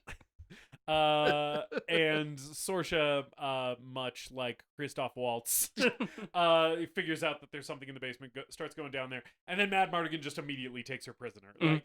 Like, they're like, great, now we got a hostage, and is like holding a knife to her throat, walks her back up the basement stairs, and is like, everybody back up or I'll fucking kill the queen's daughter, and everybody's like, all right. So then they all get on horses and escape, like Mad Mardigan and Willow and Alora, and then Mad Mardigan still has Sorsha at knife point. Yeah. When they ride off. So they ride off with Sorsha as hostage. And then there's just way more of Mad Mardigan and Sorsha flirting, but being angry at each other at the same time while riding a horse. And he's like got his arm around her and got a knife at her throat the whole time, or like a knife at like her side later. And I'm just like, this is all very hot. Yep. Yeah, and it's like Val Kilmer's fucking gorgeous in this movie. Joanne Whalley looks great. They ended up getting married after this movie, which, like, I get it.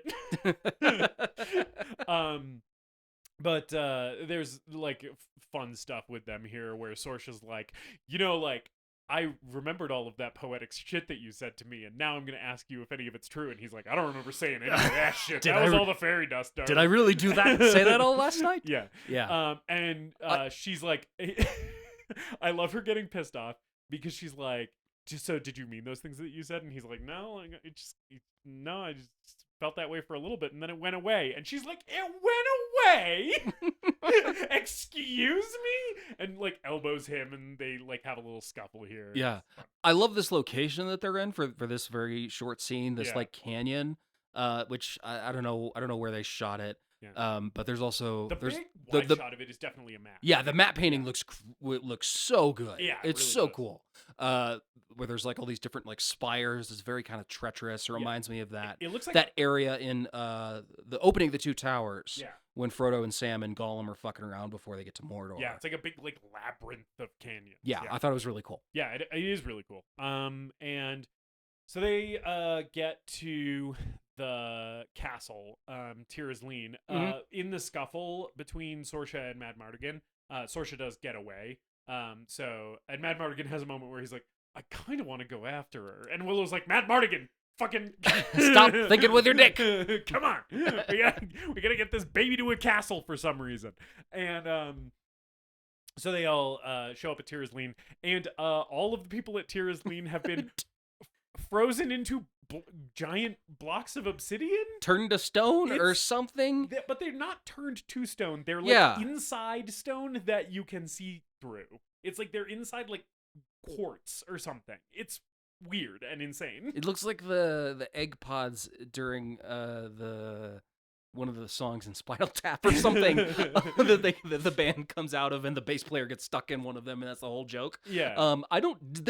Do the trolls turn them to stone? They say that the place has been cursed. They don't say by whom. I think you're supposed to assume it was Bavmorda, but they don't. It's unclear. Yeah. I don't know whether the trolls did this or Bavmorda did this or fucking some other shit. And at no point do we rescue these people. No, they're just stuck in stone. We have a whole action sequence and we just move on, and these people are just still like Yeah. frozen in place. Like, anyone gonna get us out of this fucking thing? No, they're gonna be there for all eternity.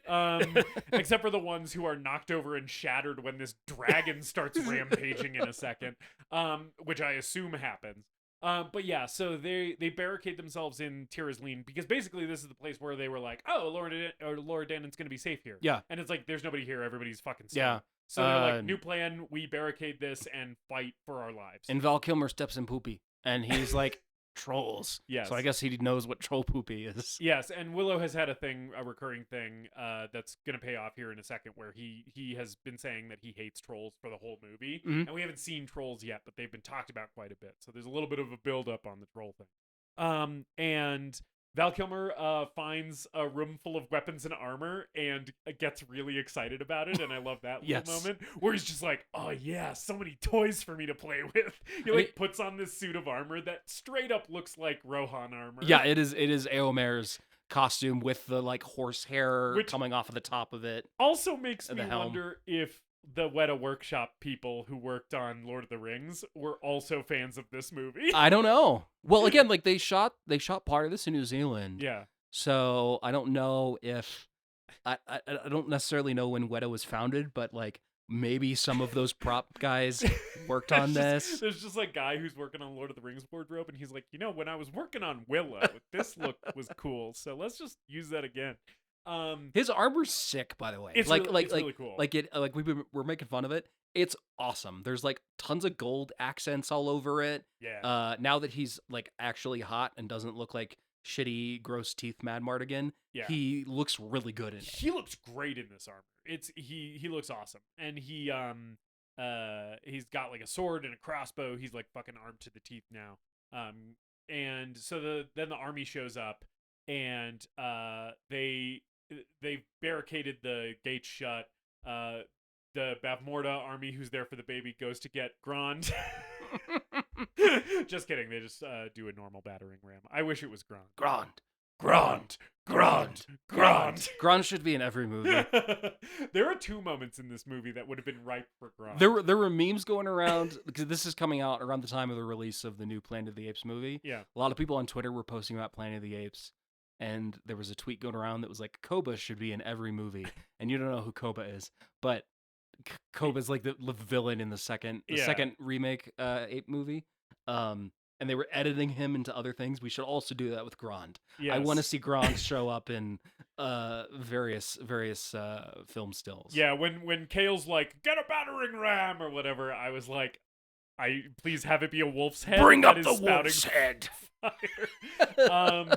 Anyway, so they start busting down the fucking door to Tirazleen here, and Mad Mardigan is like battling all these dudes. Once they bust through, he's rigged crossbow traps. There's like some fun little action. Yeah, the crossbow traps are fun. Yeah. There's some fighting on like the battlements that again kind of looks a little bit like a live show in Vegas or something, but it's fine. Yeah. I do love this set though. Yeah. I think it's great. The Tirazleen set, all the sets are good. I think are really good. Yeah. The Tirazleen set is really good, and the battle here is very fun because it is sort of like a small little courtyard that they're in. Mm-hmm. It's not like a huge expansive castle. It's kind of like tight. And I like that kind of adds to the tension here, especially because it's literally only Willow and Mad Mardigan and a baby against like 30 dudes, which it's kind of fun that like it's all like so close quarters and shit. And then the wild card in this fight shows up, which is trolls.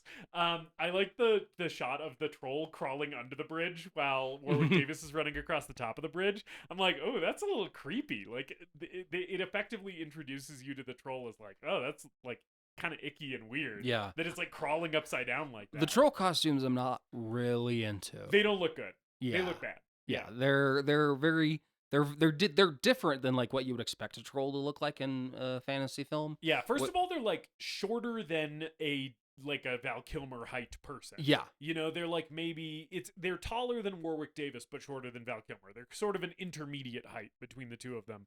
So they're not big trolls. Mm-hmm. And they basically look like monkey costumes with a slightly different mask. Yeah. They're black and furry and fuzzy, and they have a silly mask on. It kind of looks one of the cheaper looking costumes in this movie. Yes, but you know what is not cheap looking? Can we talk? Oh my fucking god! I don't even remember how this troll dies. Yes. All I know is that what happens after it. Yeah. So what happens is Willow is facing off against this troll.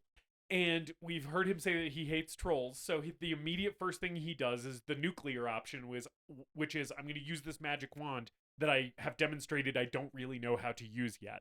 So he tries to cast a magic spell on this troll, and it zaps it with lightning, and then, David, what happens? The skin melts off, and it becomes a flesh ball, and then 2 heads sprout out of the flesh ball, like it's the fucking thing. And then it falls. And then he kicks it into the the water. river, and then it turns into a giant gray two-headed penis dragon. Yeah. And I'm like, okay, Phil Tippett has officially entered the movie. Yes, Phil Tippett enters the movie in glorious fashion. Because the first Phil Tippett stop-motion effect that is really recognizable as like, oh, this is stop-motion, is the flesh peeling off that troll's body. And it's like, oh, that's horrific. Yes. And disgusting. And I'm so here for I it. was so into it. Would you believe that moment sort of traumatized me when I watched this as a child? Absolutely. It's horrifying. It is the most violent thing that happens in this movie that is for kids. Yeah. It is literally R-rated level gore. Yes. Just thrown into this happy-go-lucky Lucasfilm kids film. Yes, it happens really suddenly too, where it's like, oh, Willow's facing off against this troll, and he casts a magic spell on it, and suddenly it's like John Carpenter's The Thing, as you mentioned. But yeah, and then this dragon starts fucking breathing fire and wreaking havoc, and it's fucking insane. It just goes, again, the movie just goes to like a 12 all of a sudden, where it's like, I don't even know what's happening anymore. And there's like lots of great stuff with this dragon. The dragon looks really good. It's Phil Tippett stop motion. Yes. But the way they can composite it with the shots of like people on the ground, it looks really good. I think so too. Yeah. And there's lots of Mardigan killing dudes here. Yeah. And the whole time, he's fighting the dragon, he's fighting dudes. He's ostensibly killing Sorsha's men, and she's just looking on like, oh, I kind of want to hit that. Yeah. I kind of want to jump those bones. She is, especially when he takes out the dragon. She is like so horny for Mad Mardigan when he's killing this dragon. She's like, that's the hottest thing I've ever seen. Holy shit. I'm ready to betray my country and my own mother for this. What? So Mad Mardigan kills the dragon. Yeah. He shoves the sword through one of its heads or something. Yes, which blocks it from being able to open its mouth to breathe fire. And I think what you're supposed to infer is that because it can't expel the fire, it just makes its own head explode. Because it's like trying to breathe fire, but its mouth is shut. Yeah. Like, it's stuck shut. Yeah, I was hooting and fucking hollering. Yeah. It is such a fucking funny moment of this movie when it's just a close-up on this fucking dragon head with it has these goofy, they kind of look like fish eyes that bulge way out from the sides of its head, and it is just looking directly straight face on at the camera, and then it fucking explodes. Its head just explodes, and it's ridiculous and insane, and I love it. and then Phil Tippett was like, all right, my work here's done. I'm gonna go back to Mad God. See you guys later. This thing falls over dead. I love that after this dragon dies, there's like a big like overhead shot of the whole courtyard, and there's just a dude who's still on fire from having the dragon breathe fire on him, running across the courtyard next to the dragon's corpse, going ah. I love it. It's so good and so chaotic and so weird. And yeah, so basically all the bad guys are dead, except Sorsha pretty much. And Kale has escaped with the baby. Mm-hmm. He steals the baby from Willow during all the chaos. Eric and his troops, Eric and the Rohirrim, show up. Yes, at first light on the second day at dawn, we looked to the east, and the Rohirrim have emerged here, and run off all of the Bavmorda army troops. But Kale has escaped with the baby. So then they ride off to Bavmorda's evil castle. Yes. We go to Mordor. I mean, wherever the fuck this is. Yeah. It just looks like Mordor. Yeah, it does. Oh, and I should mention at some point here, fucking Willow turned Rizal into a goat. Yeah, he tries the enchantment again, and she goes goat mode. That's right before the Tyr's Lean battle, I think. Yeah, I think so. She's ramming people as a goat off that bridge, which is kind of funny. I forgot about that. Yeah. Yeah, that's fun. And then Bavmorda turns everyone into pigmen. Okay, the 1-2 punch of this movie. So this is a movie where I'm like, the brownie humor really fucking sucks. Yes. It's a little too long. Some of the stuff at the beginning with Willow's family takes a little too long. The characters are a little grating, right? Some of this stuff is uninspired and copied from other places. All that being said, the 1-2 punch of Phil Tippett, troll ball of flesh turning into giant 2-headed penis rancor dragon, followed by insane body horror sequence where a bunch of dudes horrifically turn into pigs, gains a lot of goodwill in this movie. Like, these two moments kind of happening back to back, I'm like, this movie kind of has kicked into a gear that I am severely fucking with. So the last battle at the other castle, I can't remember the name, Tira something. Tira's-Lean, yeah. It doesn't matter. Minas Tirith. Right, exactly. That's about an hour and a half into the movie when that ends, and I'm like, this really feels like a climax. I really just want to wrap this thing up and go home. The insane effects of these guys turning into pigs brought me right back. It's so crazy because all these guys show up outside of Bavmorda's castle, and they're like, "Hey, we're gonna fucking come in there and get that baby," and she's like, "Let the Lord of the Black Land come forth. Let justice be done upon him." But so Bavmorda appears on the battlements and just starts laughing at them all, and she's like, "You're not an army. You're all pigs." We haven't talked about this performance from Bavmorda. She has been showing up in little spots. Yeah. In little a George Lucas wipe will happen. A Star Wars wipe will happen. And we'll suddenly be in Bavmorda's castle, and she'll say like 3 lines, and then another Star Wars wipe will happen, and we won't see her for 20 minutes is kind of the thing in this movie. Yes, Lucas's PowerPoint transitions. But this performance, I think, fucking rocks. I love how over the top the performance of this Bavmorda character is. Yeah, I mean, she's a stereotypical evil queen. There's not a whole lot to her. That all being said, she's really committing to this, especially at the end when we have our Gandalf versus Saruman battle. Our old lady fucking fist fight. Yeah. Yeah, she's really going ham. Yes. The actress's name is Jean Marsh. I just wanted to call it out because it's great, and one of the highlights of it is pigs, and then she starts like winking. She's like,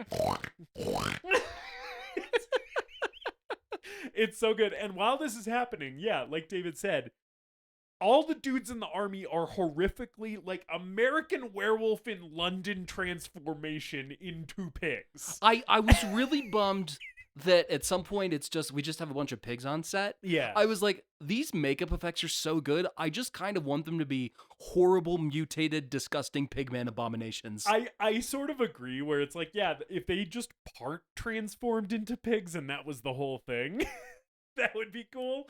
But eventually it's just a bunch of actual pigs. But there's like the shot where Val Kilmer, he's starting to get like the pig tusks on his bottom jaw, and he's like screaming in pain, and his like nose is transforming into a pig snout. It's really disturbing and unsettling. And again, as a child, I was very frightened and traumatized by this part of the movie. Change of subject. Do we have a Justice cry count for this movie?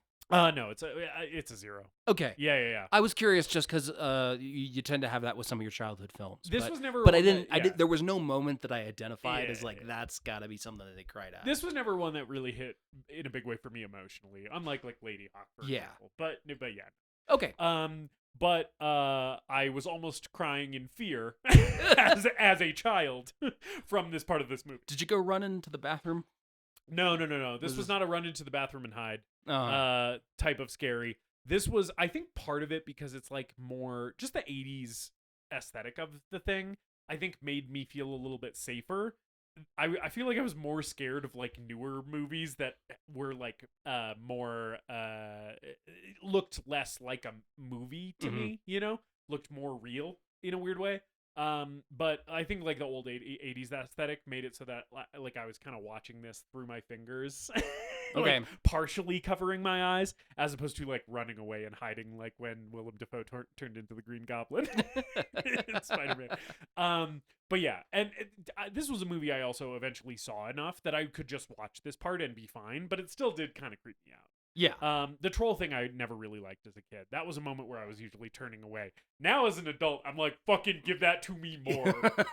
I would like to see 10 more minutes of this. Yeah, me too. The other thing about the guys turning into pigs, there's a lot of like Dutch angles and really intense zooms. Yeah. It's kind of like a Sam Raimi moment for a minute there. Yeah, and the score gets really unsettling here too. Yeah, it reminds me of something out of Army of Darkness or something. It is. It does feel really Army of Darkness. I fucking love this moment so much. And then everybody's pigs, right? Except for Willow, who I forgot the witch's name. Finn Razel. Except for Willow, who Finn Razel has been like, hey, bad shit's about to go down, go hide. So he doesn't turn into a pig. So it's literally just Willow and a lady who is trapped in the body of a goat. And he's like, what do we fucking do now? And she's like, well, you gotta turn me back to my human form. Yeah. So he concentrates really hard and does it. This is a very interesting moment too. Yeah, so she morphs between different animals. And the morphing effects, I think, are pretty good. I agree. I think broadly, there's a couple moments where I'm like, okay, that one didn't look as good. Yeah. But broadly, I think this moment kind of works for me. Where I'm like, she like turns into a fucking ostrich and a turtle. Well, and she's a also tiger screaming, so it sounds like she's in pain. Yes. Doing this. Yeah. Like that's gotta be. That's kind of dark and twisted, and I like that. Yeah, and like she's transforming so fast that she doesn't ever actually get to fully be one of the animals. She's kind of constantly phasing like from one to another, and it's like, yeah, it's kind of trippy and unsettling. Sometimes we have some practical effects that kind of represent like these in between stages, and then sometimes it's just like a very very obvious like optical effect where we're comping in the tiger and shit like that. But I think it works pretty well. And then she's revealed to be a naked old woman. Yes. I like the moment where she realizes like she was obviously cursed when she was younger, and she's coming to the grips with the fact that she's old. And she's like, has it really been that long? Yeah. I kind of liked that. Earlier, I like that too. Earlier when he's trying to transform her for the first time, he's like, well, like, what do you look like?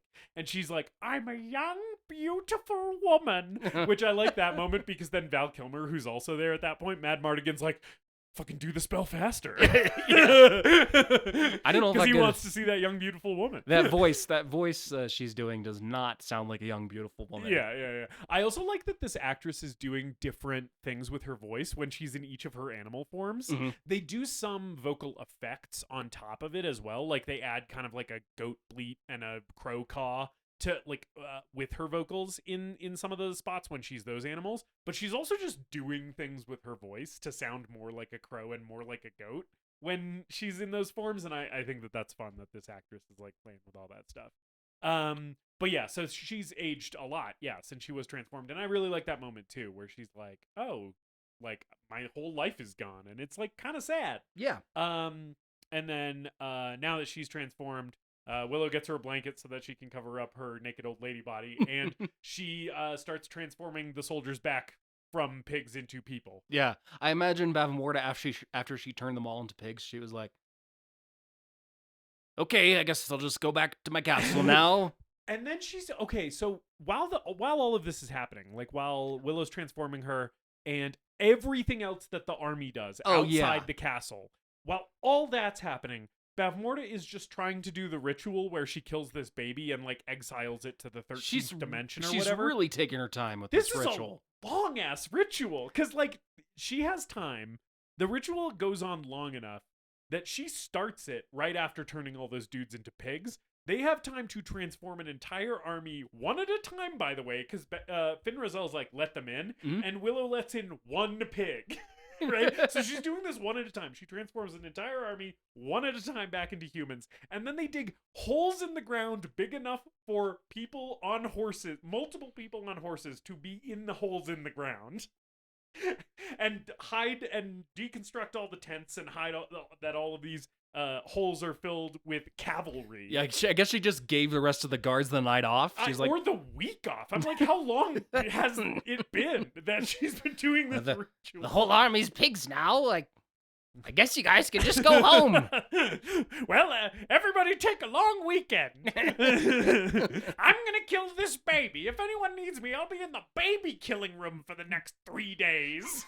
That's the It's a other thing. long-ass That's the ritual. other thing. The room is specifically designed for this ritual, where there's like there's a cage and a skylight. There's a wall of spikes. Yeah, there's a very classic medieval wall of spikes.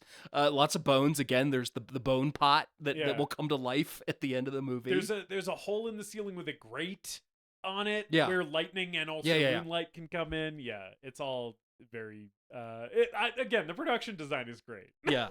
But I do like that it's just the baby killing ritual room. She just had that built. Well, she was like, well, once I heard about the prophecy, I knew I was going to have to sacrifice the baby. And in order to do that, I figured, why not have a specific baby killing space?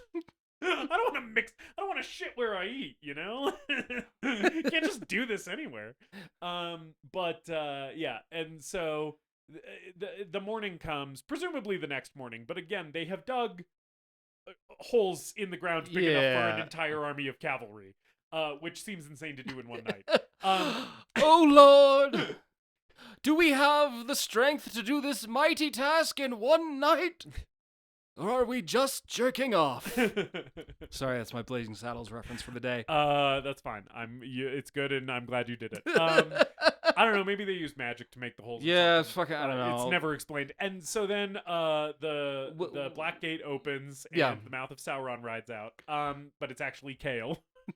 And they are riding over to Rizal and Willow, who are the only people who are visible, right? And they're like, we're just gonna fucking kill these 2 people and call it a day. And then a whole mounted cavalry comes out of these holes in the ground and chases them back through the gates of the castle. So now the army is inside the castle, and the battle breaks out. Mhm. Yeah.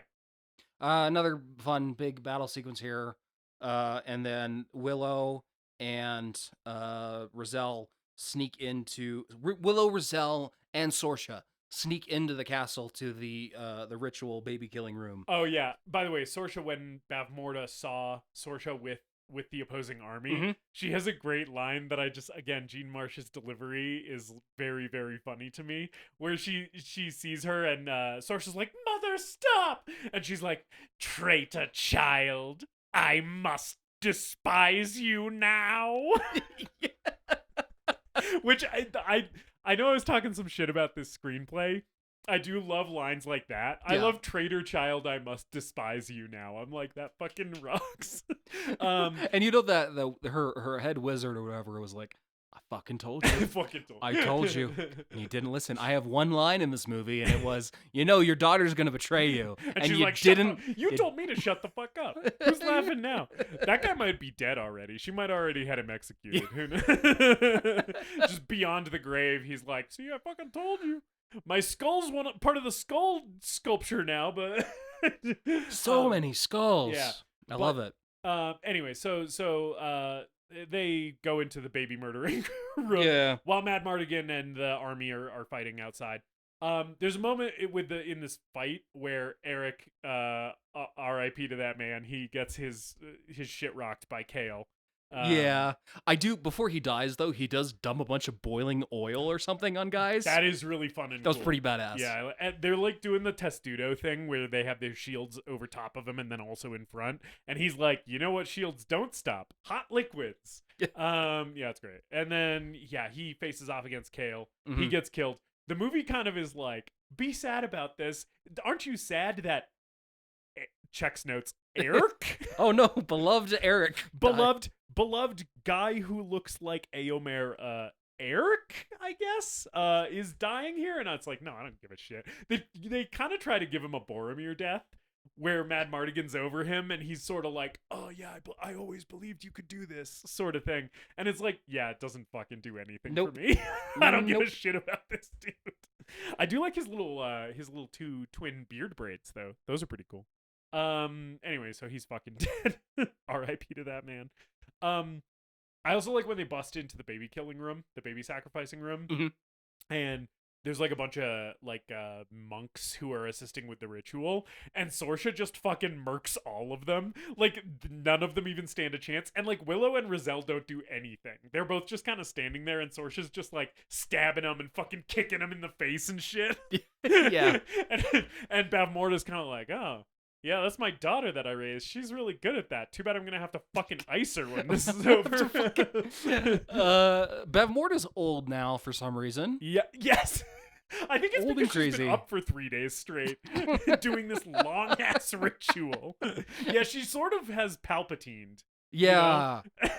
Where it's like, Yeah, I don't know. My impression was like maybe she needs to kill the baby to like restore her youth or something, and it's really I'm too weak. I'm too weak. Power. But then Rizal shows up and Bavmorda is like, "You fucking bitch." Yeah. I don't know. And they have an old lady fight. They have a Gandalf and Saruman fight in Yeah. Isengard. At one point, Bavmorda, tries to throw Sorsha. Is it Sorsha or Willow into the spike wall? Yeah, Bavmorda tries to throw Sorsha into a wall of spikes. Yeah. and Rizal stops her, and then Bavmorda just kind of like throws her onto the ground, so she's unconscious. And there's a part where fucking Bavmorda lights Rizal on fire, but then Rizal's not burning, and Rizal fucking freezes Bavmorda into a block of ice. It's like all the wizard shit. And the effects are fun. fine. The bone dish. Yeah, that's with when they're legs. wrestling for the wand. So Bavmorda and Rizal start wrestling for the wand, and it's just shooting off fucking lightning everywhere. And one of these bolts of lightning hits this like fucking cauldron that is on like tripod legs, and it just comes to life and starts chasing Warwick Davis around. And it's another Phil Tippett stop motion critter, and it's just a cauldron full of bones. And there's like a lid on it, and it's sort of like functioning as a mouth, kind of. Yeah. And he really that bone cauldron really puts up a big fight against Willow. Yeah.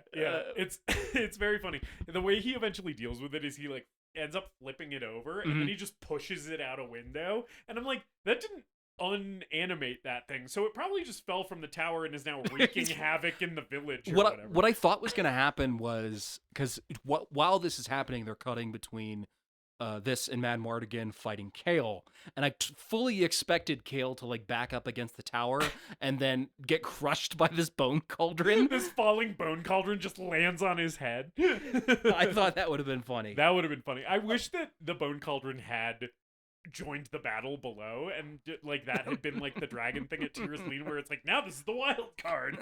This is just killing both sides. But that doesn't I will see you in Valhalla, brothers! It like grabs a sword and starts killing people. And everybody's like, is that a fucking bowl of bones? What the hell is happening? So here Kale has his second one-on-one fight with Mad Mardigan this time, now that Eric is dearly departed. And it's a pretty good fight. It's fine. Yeah, it's not the worst sword choreo in the movie. It's actually some of the better stuff, I think. Yeah. Between the two of them. There's a cool moment where Kale gets stabbed by like a knife that Mad Mardigan has, and you kind of initially you're sort of like, oh, that's it for Kale, I guess, because it's like a stab, like it looks like it goes like to his lung or heart or something. It looks fatal, and you're like, wow, that was kind of like a not a super dramatic way to dispatch your big bad. And then he like starts fucking strangling Mad Mardigan, and you're like, oh, he's not dead at all. Like, yeah, so he has to it's a fun moment. He gets stabbed again. Yeah, not as fun as Rizal punching Bavmorda in the fucking face. I love this old lady punching this other old lady in the face so much, dude. It fucking rules. Also, Bavmorda's costume in this scene is insane too. I think it's the same thing she's been wearing for the whole movie. But at one point, you see her change into her ritual robes, and she is wrapped up from head to toe like a mummy. She's in wrapping that is the only opening is her face. And when you see her switch robes, she just has it all down her arms and also her legs. And I'm like, I don't understand why she's wrapped up like an Egyptian mummy. But yeah, it's great. But I also don't understand why she looks like Palpatine. There's a lot of interesting things happening in this final Yes, fight. she looks exactly like the queen from Snow White with Palpatine's face, and also she's wrapped up in mummy Rex. Doesn't she? And then Doesn't she gets she? punched in the face. Yeah, doesn't she drop like a fucking rock on Rizal? Yes. Like a pillar or something? Yeah, which it's pretty much exactly what happens in like fucking Attack of the Clones in Yeah. the Dooku fight. Yeah. It's sort of the same thing. George Lucas was like, it's been a while since I dropped a big rock pillar on somebody, and Willow didn't even do that well, so a lot of people probably don't know that I've done that. I might just pull that one out of the archive and stick it in this movie. Yeah, it made some money, but it wasn't quite the blockbuster that they wanted it to be. Yeah, it did okay. My prior knowledge of this film is a throwaway joke in the movie Fanboys, which I don't know if you're familiar with it. No. But it's a comedy movie about a group of guys who go to steal the Phantom Menace Yeah. before it comes out. And the end of the movie, they're at Skywalker Ranch, and then there's this prop room with a bunch of bunch of props like lightsabers and shit. And Jay Baruchel is like, "Oh my God, it's Willow Spellbook," and everyone's like, "What?" And they move on from it. That's all I knew about Willow prior to this movie. So I'm sure George pulled that out of the archive for Attack of the Clones. You know what? This is totally off topic. Yeah. But you know what? I just remembered that I hadn't told you while we were just talking about George Lucas and the making of this movie to some extent. Do you know what that two-headed dragon's name is? What? George Lucas gave it a name, and it's called the Ebersisk, and that's because of Oh no! yes, it's because of Gene Siskel and Roger Ebert. Wow! He named it after Siskel and Ebert because it's his cheeky little those guys don't like my movies, so I made them into a two-headed penis dragon. I'm sure that they Did they give negative reviews to Star Wars? I don't think it was Well, it might have been because by this point, because Jedi's already out. Jedi was already out. I don't know.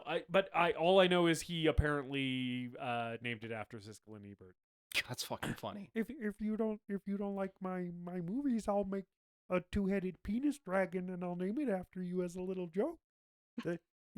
George Lucas. Now you're doing Kermit. I am doing Kermit I sound like Lucas. Kermit the Frog. Yeah. The fuck is Kermit Lucas. Yeah. Kermit the Frog has never turned anyone into a two-headed penis dragon that I am aware of. And then the fucking ritual gets stopped.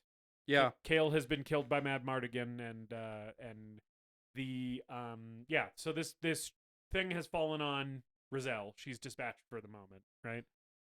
Willow takes out Chekhov's acorns. Yeah. And is like, I'm a magical, powerful sorcerer, and I'm going to throw this acorn at you. Yes, we've heard that the acorns, when you throw them at something, it turns to stone. And when he was fighting one of the trolls on the bridge, he drops an acorn. Yeah, and it turns plank to stone. Plank to stone. So we know that they work. Yeah. So he throws it at Bavmorda, and it freezes her hand, and then she breaks out of it. Yes. And she's like, "Ha ha, you fucking bastard! Now I'm gonna kill you!" And then James Horner starts playing something that sounds like it's from his Alien score.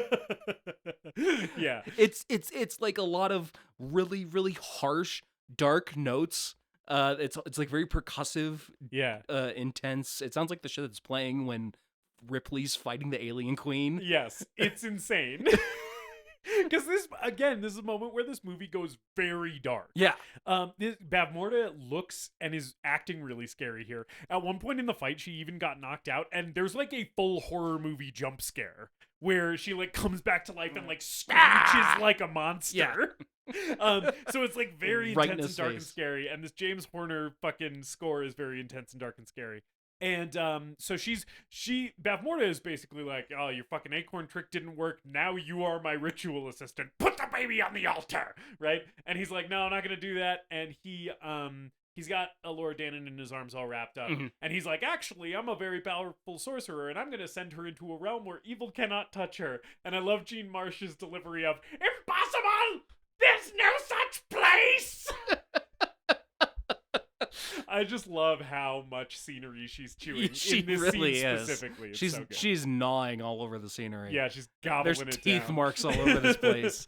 And Warwick Davis does the pig disappear trick from the beginning of the movie. Chekhov's disappearing pig trick. I thought it was fun. Yeah. I thought it was a good way to end it. I agree. And then and it convinces her, and she's like, No fucking way, you little shit! And then she gets electrocuted. She knocks over, so she There's fucks these- up her own ritual. Yeah, cell, yeah. which causes a chain reaction that is not explained, and it doesn't need to be. But basically, she like the candles have gone out, so the ritual's fucked up. She knocks over like a bowl of blood that like spills on her, And it turns into smoke, and she gets electrocuted through the grate, and the smoke also like wraps around her, and yes, she like gets sucked up into the sky. she gets like turned into the red mist. Yeah. and gets like sucked into space, seemingly. And I think what happens to her is what was supposed to happen to Elora Danan, which is I think she's been exiled to like the 13th dimension or whatever the fuck she's saying during that ritual. She's hanging out with Pinhead. She's saying the 13th of things Uh-huh. a shit ton during this ritual setup. She's like, light the 13th candle on the 13th night, the blah blah blah. You know, Okay. 13 seems to have a large degree of significance, probably because George Lucas was like, that's the spooky number. Like, we should a fucking doom metal band. But yeah, so Bavmorda has a really a rockin' villain exit from this movie. Yeah. Where it's like it goes pretty fucking hard. Yeah. I love when she's being electrocuted and you can see her bones underneath her skin. You know, I love that. Like it's like Darth Vader getting electrocuted at the end of the Jedi. It absolutely is, and I love it every time. It's I pretty love cool. when someone's getting zapped and they turn into a skeleton. It's great. Yeah.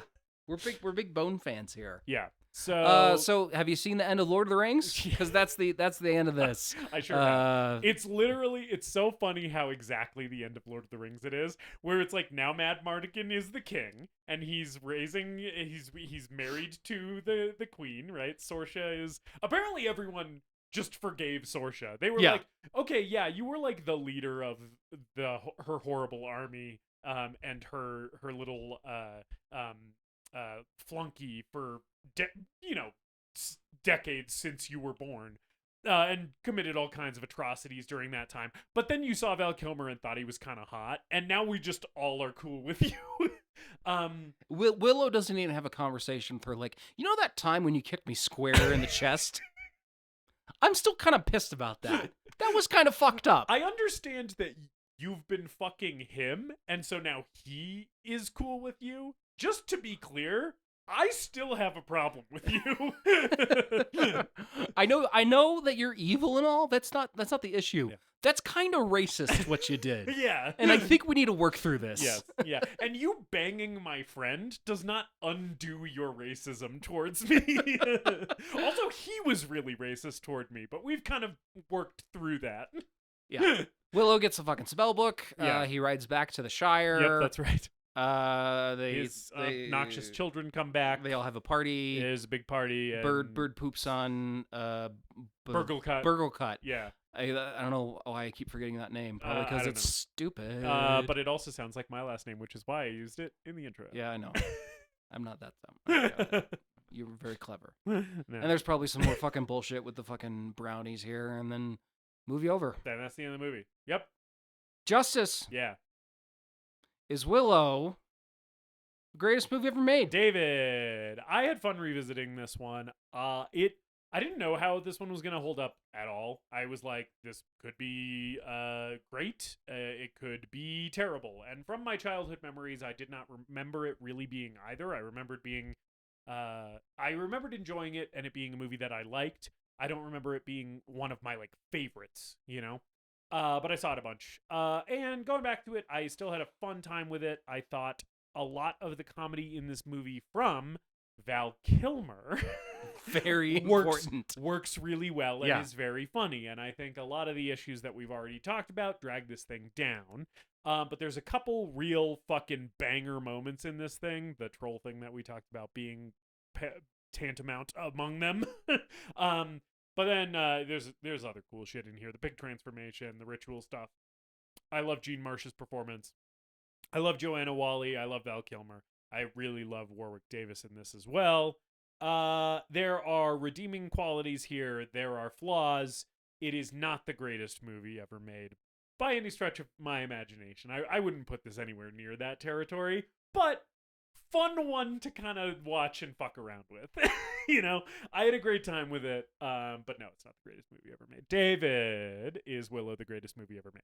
I feel like this is one of those situations where I've maybe been playing my cards close to my chest on this. I'm not sure. I kind of don't know what you're going to say. I assume you're going to say no because you hate the brownies so much, but I could be wrong. Okay. Like, I'm not sure. I don't know. So I had really no idea what to expect with this thing. I was kind of assuming like some schmaltzy Spielbergian, happy-go-lucky, feel-good emotions to enter this thing, and they're there. But I was really surprised at how dark and insane and well realized this world is. Yeah. I think the production design and the tone of this, the darker side of the tone, really sucked me in, and I kind of think this thing fucking rocks. Hell yeah. I kind of think this thing rules. Hell yeah. I don't think in good conscience I can say it's the greatest movie ever made. Yeah. But I kind of loved the shit out of this. Hell yeah. Blemishes and all. Like, the brownies really suck the life out of this thing. Yeah. The plot really could have been a lot more streamlined. It's really long at 2 hours. Yeah, and I know I say that a lot, but it's funny how much that impacts my enjoyment of a movie sometimes. Yeah, especially when there's a really easy way to shorten it, like there is with this movie, Yeah. where it's like if you excise all the brownie stuff, it's like easily 20 minutes short. And some of the fucking around in the beginning, Yeah, where it's like we gotta basically Willow has to go on 2 quests. Yeah. He has to go. I don't know. Yeah. It feels like it takes a while for this thing to get off its feet. But the Phil Tippett craziness that sneaks in here, the nuts, insanely well realized production design that's very dark and very metal and very cool. I thought all the performances were really fun, except for, again, the brownies. But Val Kilmer's fucking great in this. All the other characters I had a lot of fun with too. A little bit too much in there in terms of some of the humor and some of the side characters and some of the comedic relief.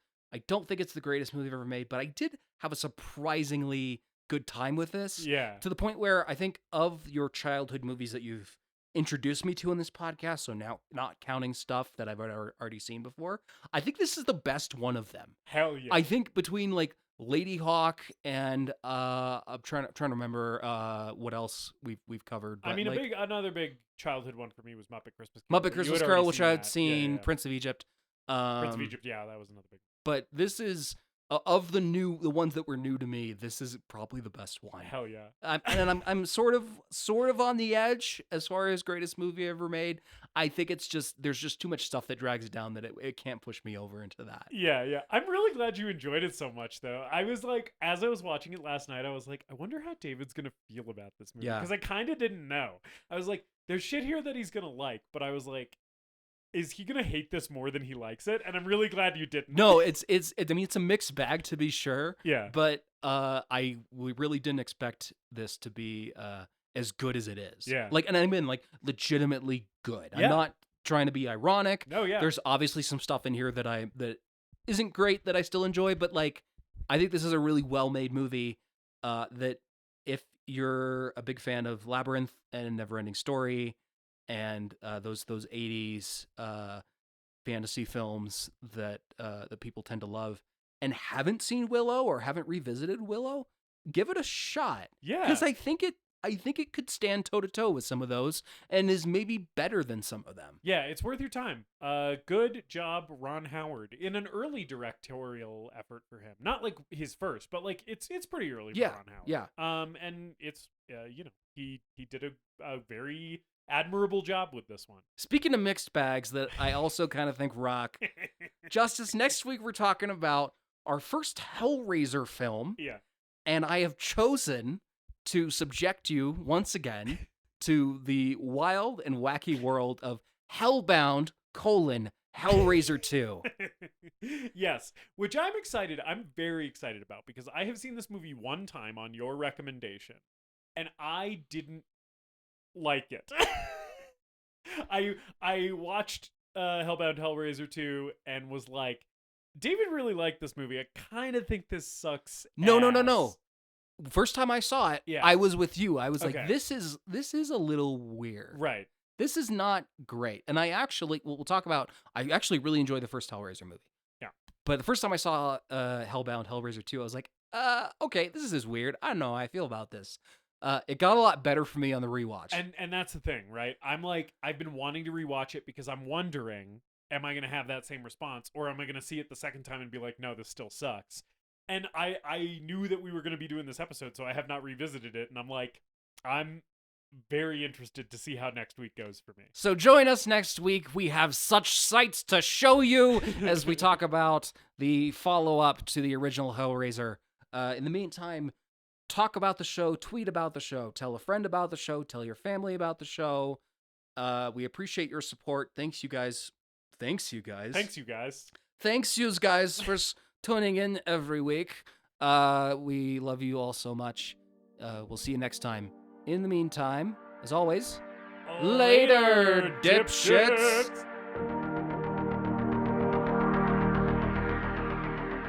We hope you enjoyed this episode of The Greatest Movie Ever Made.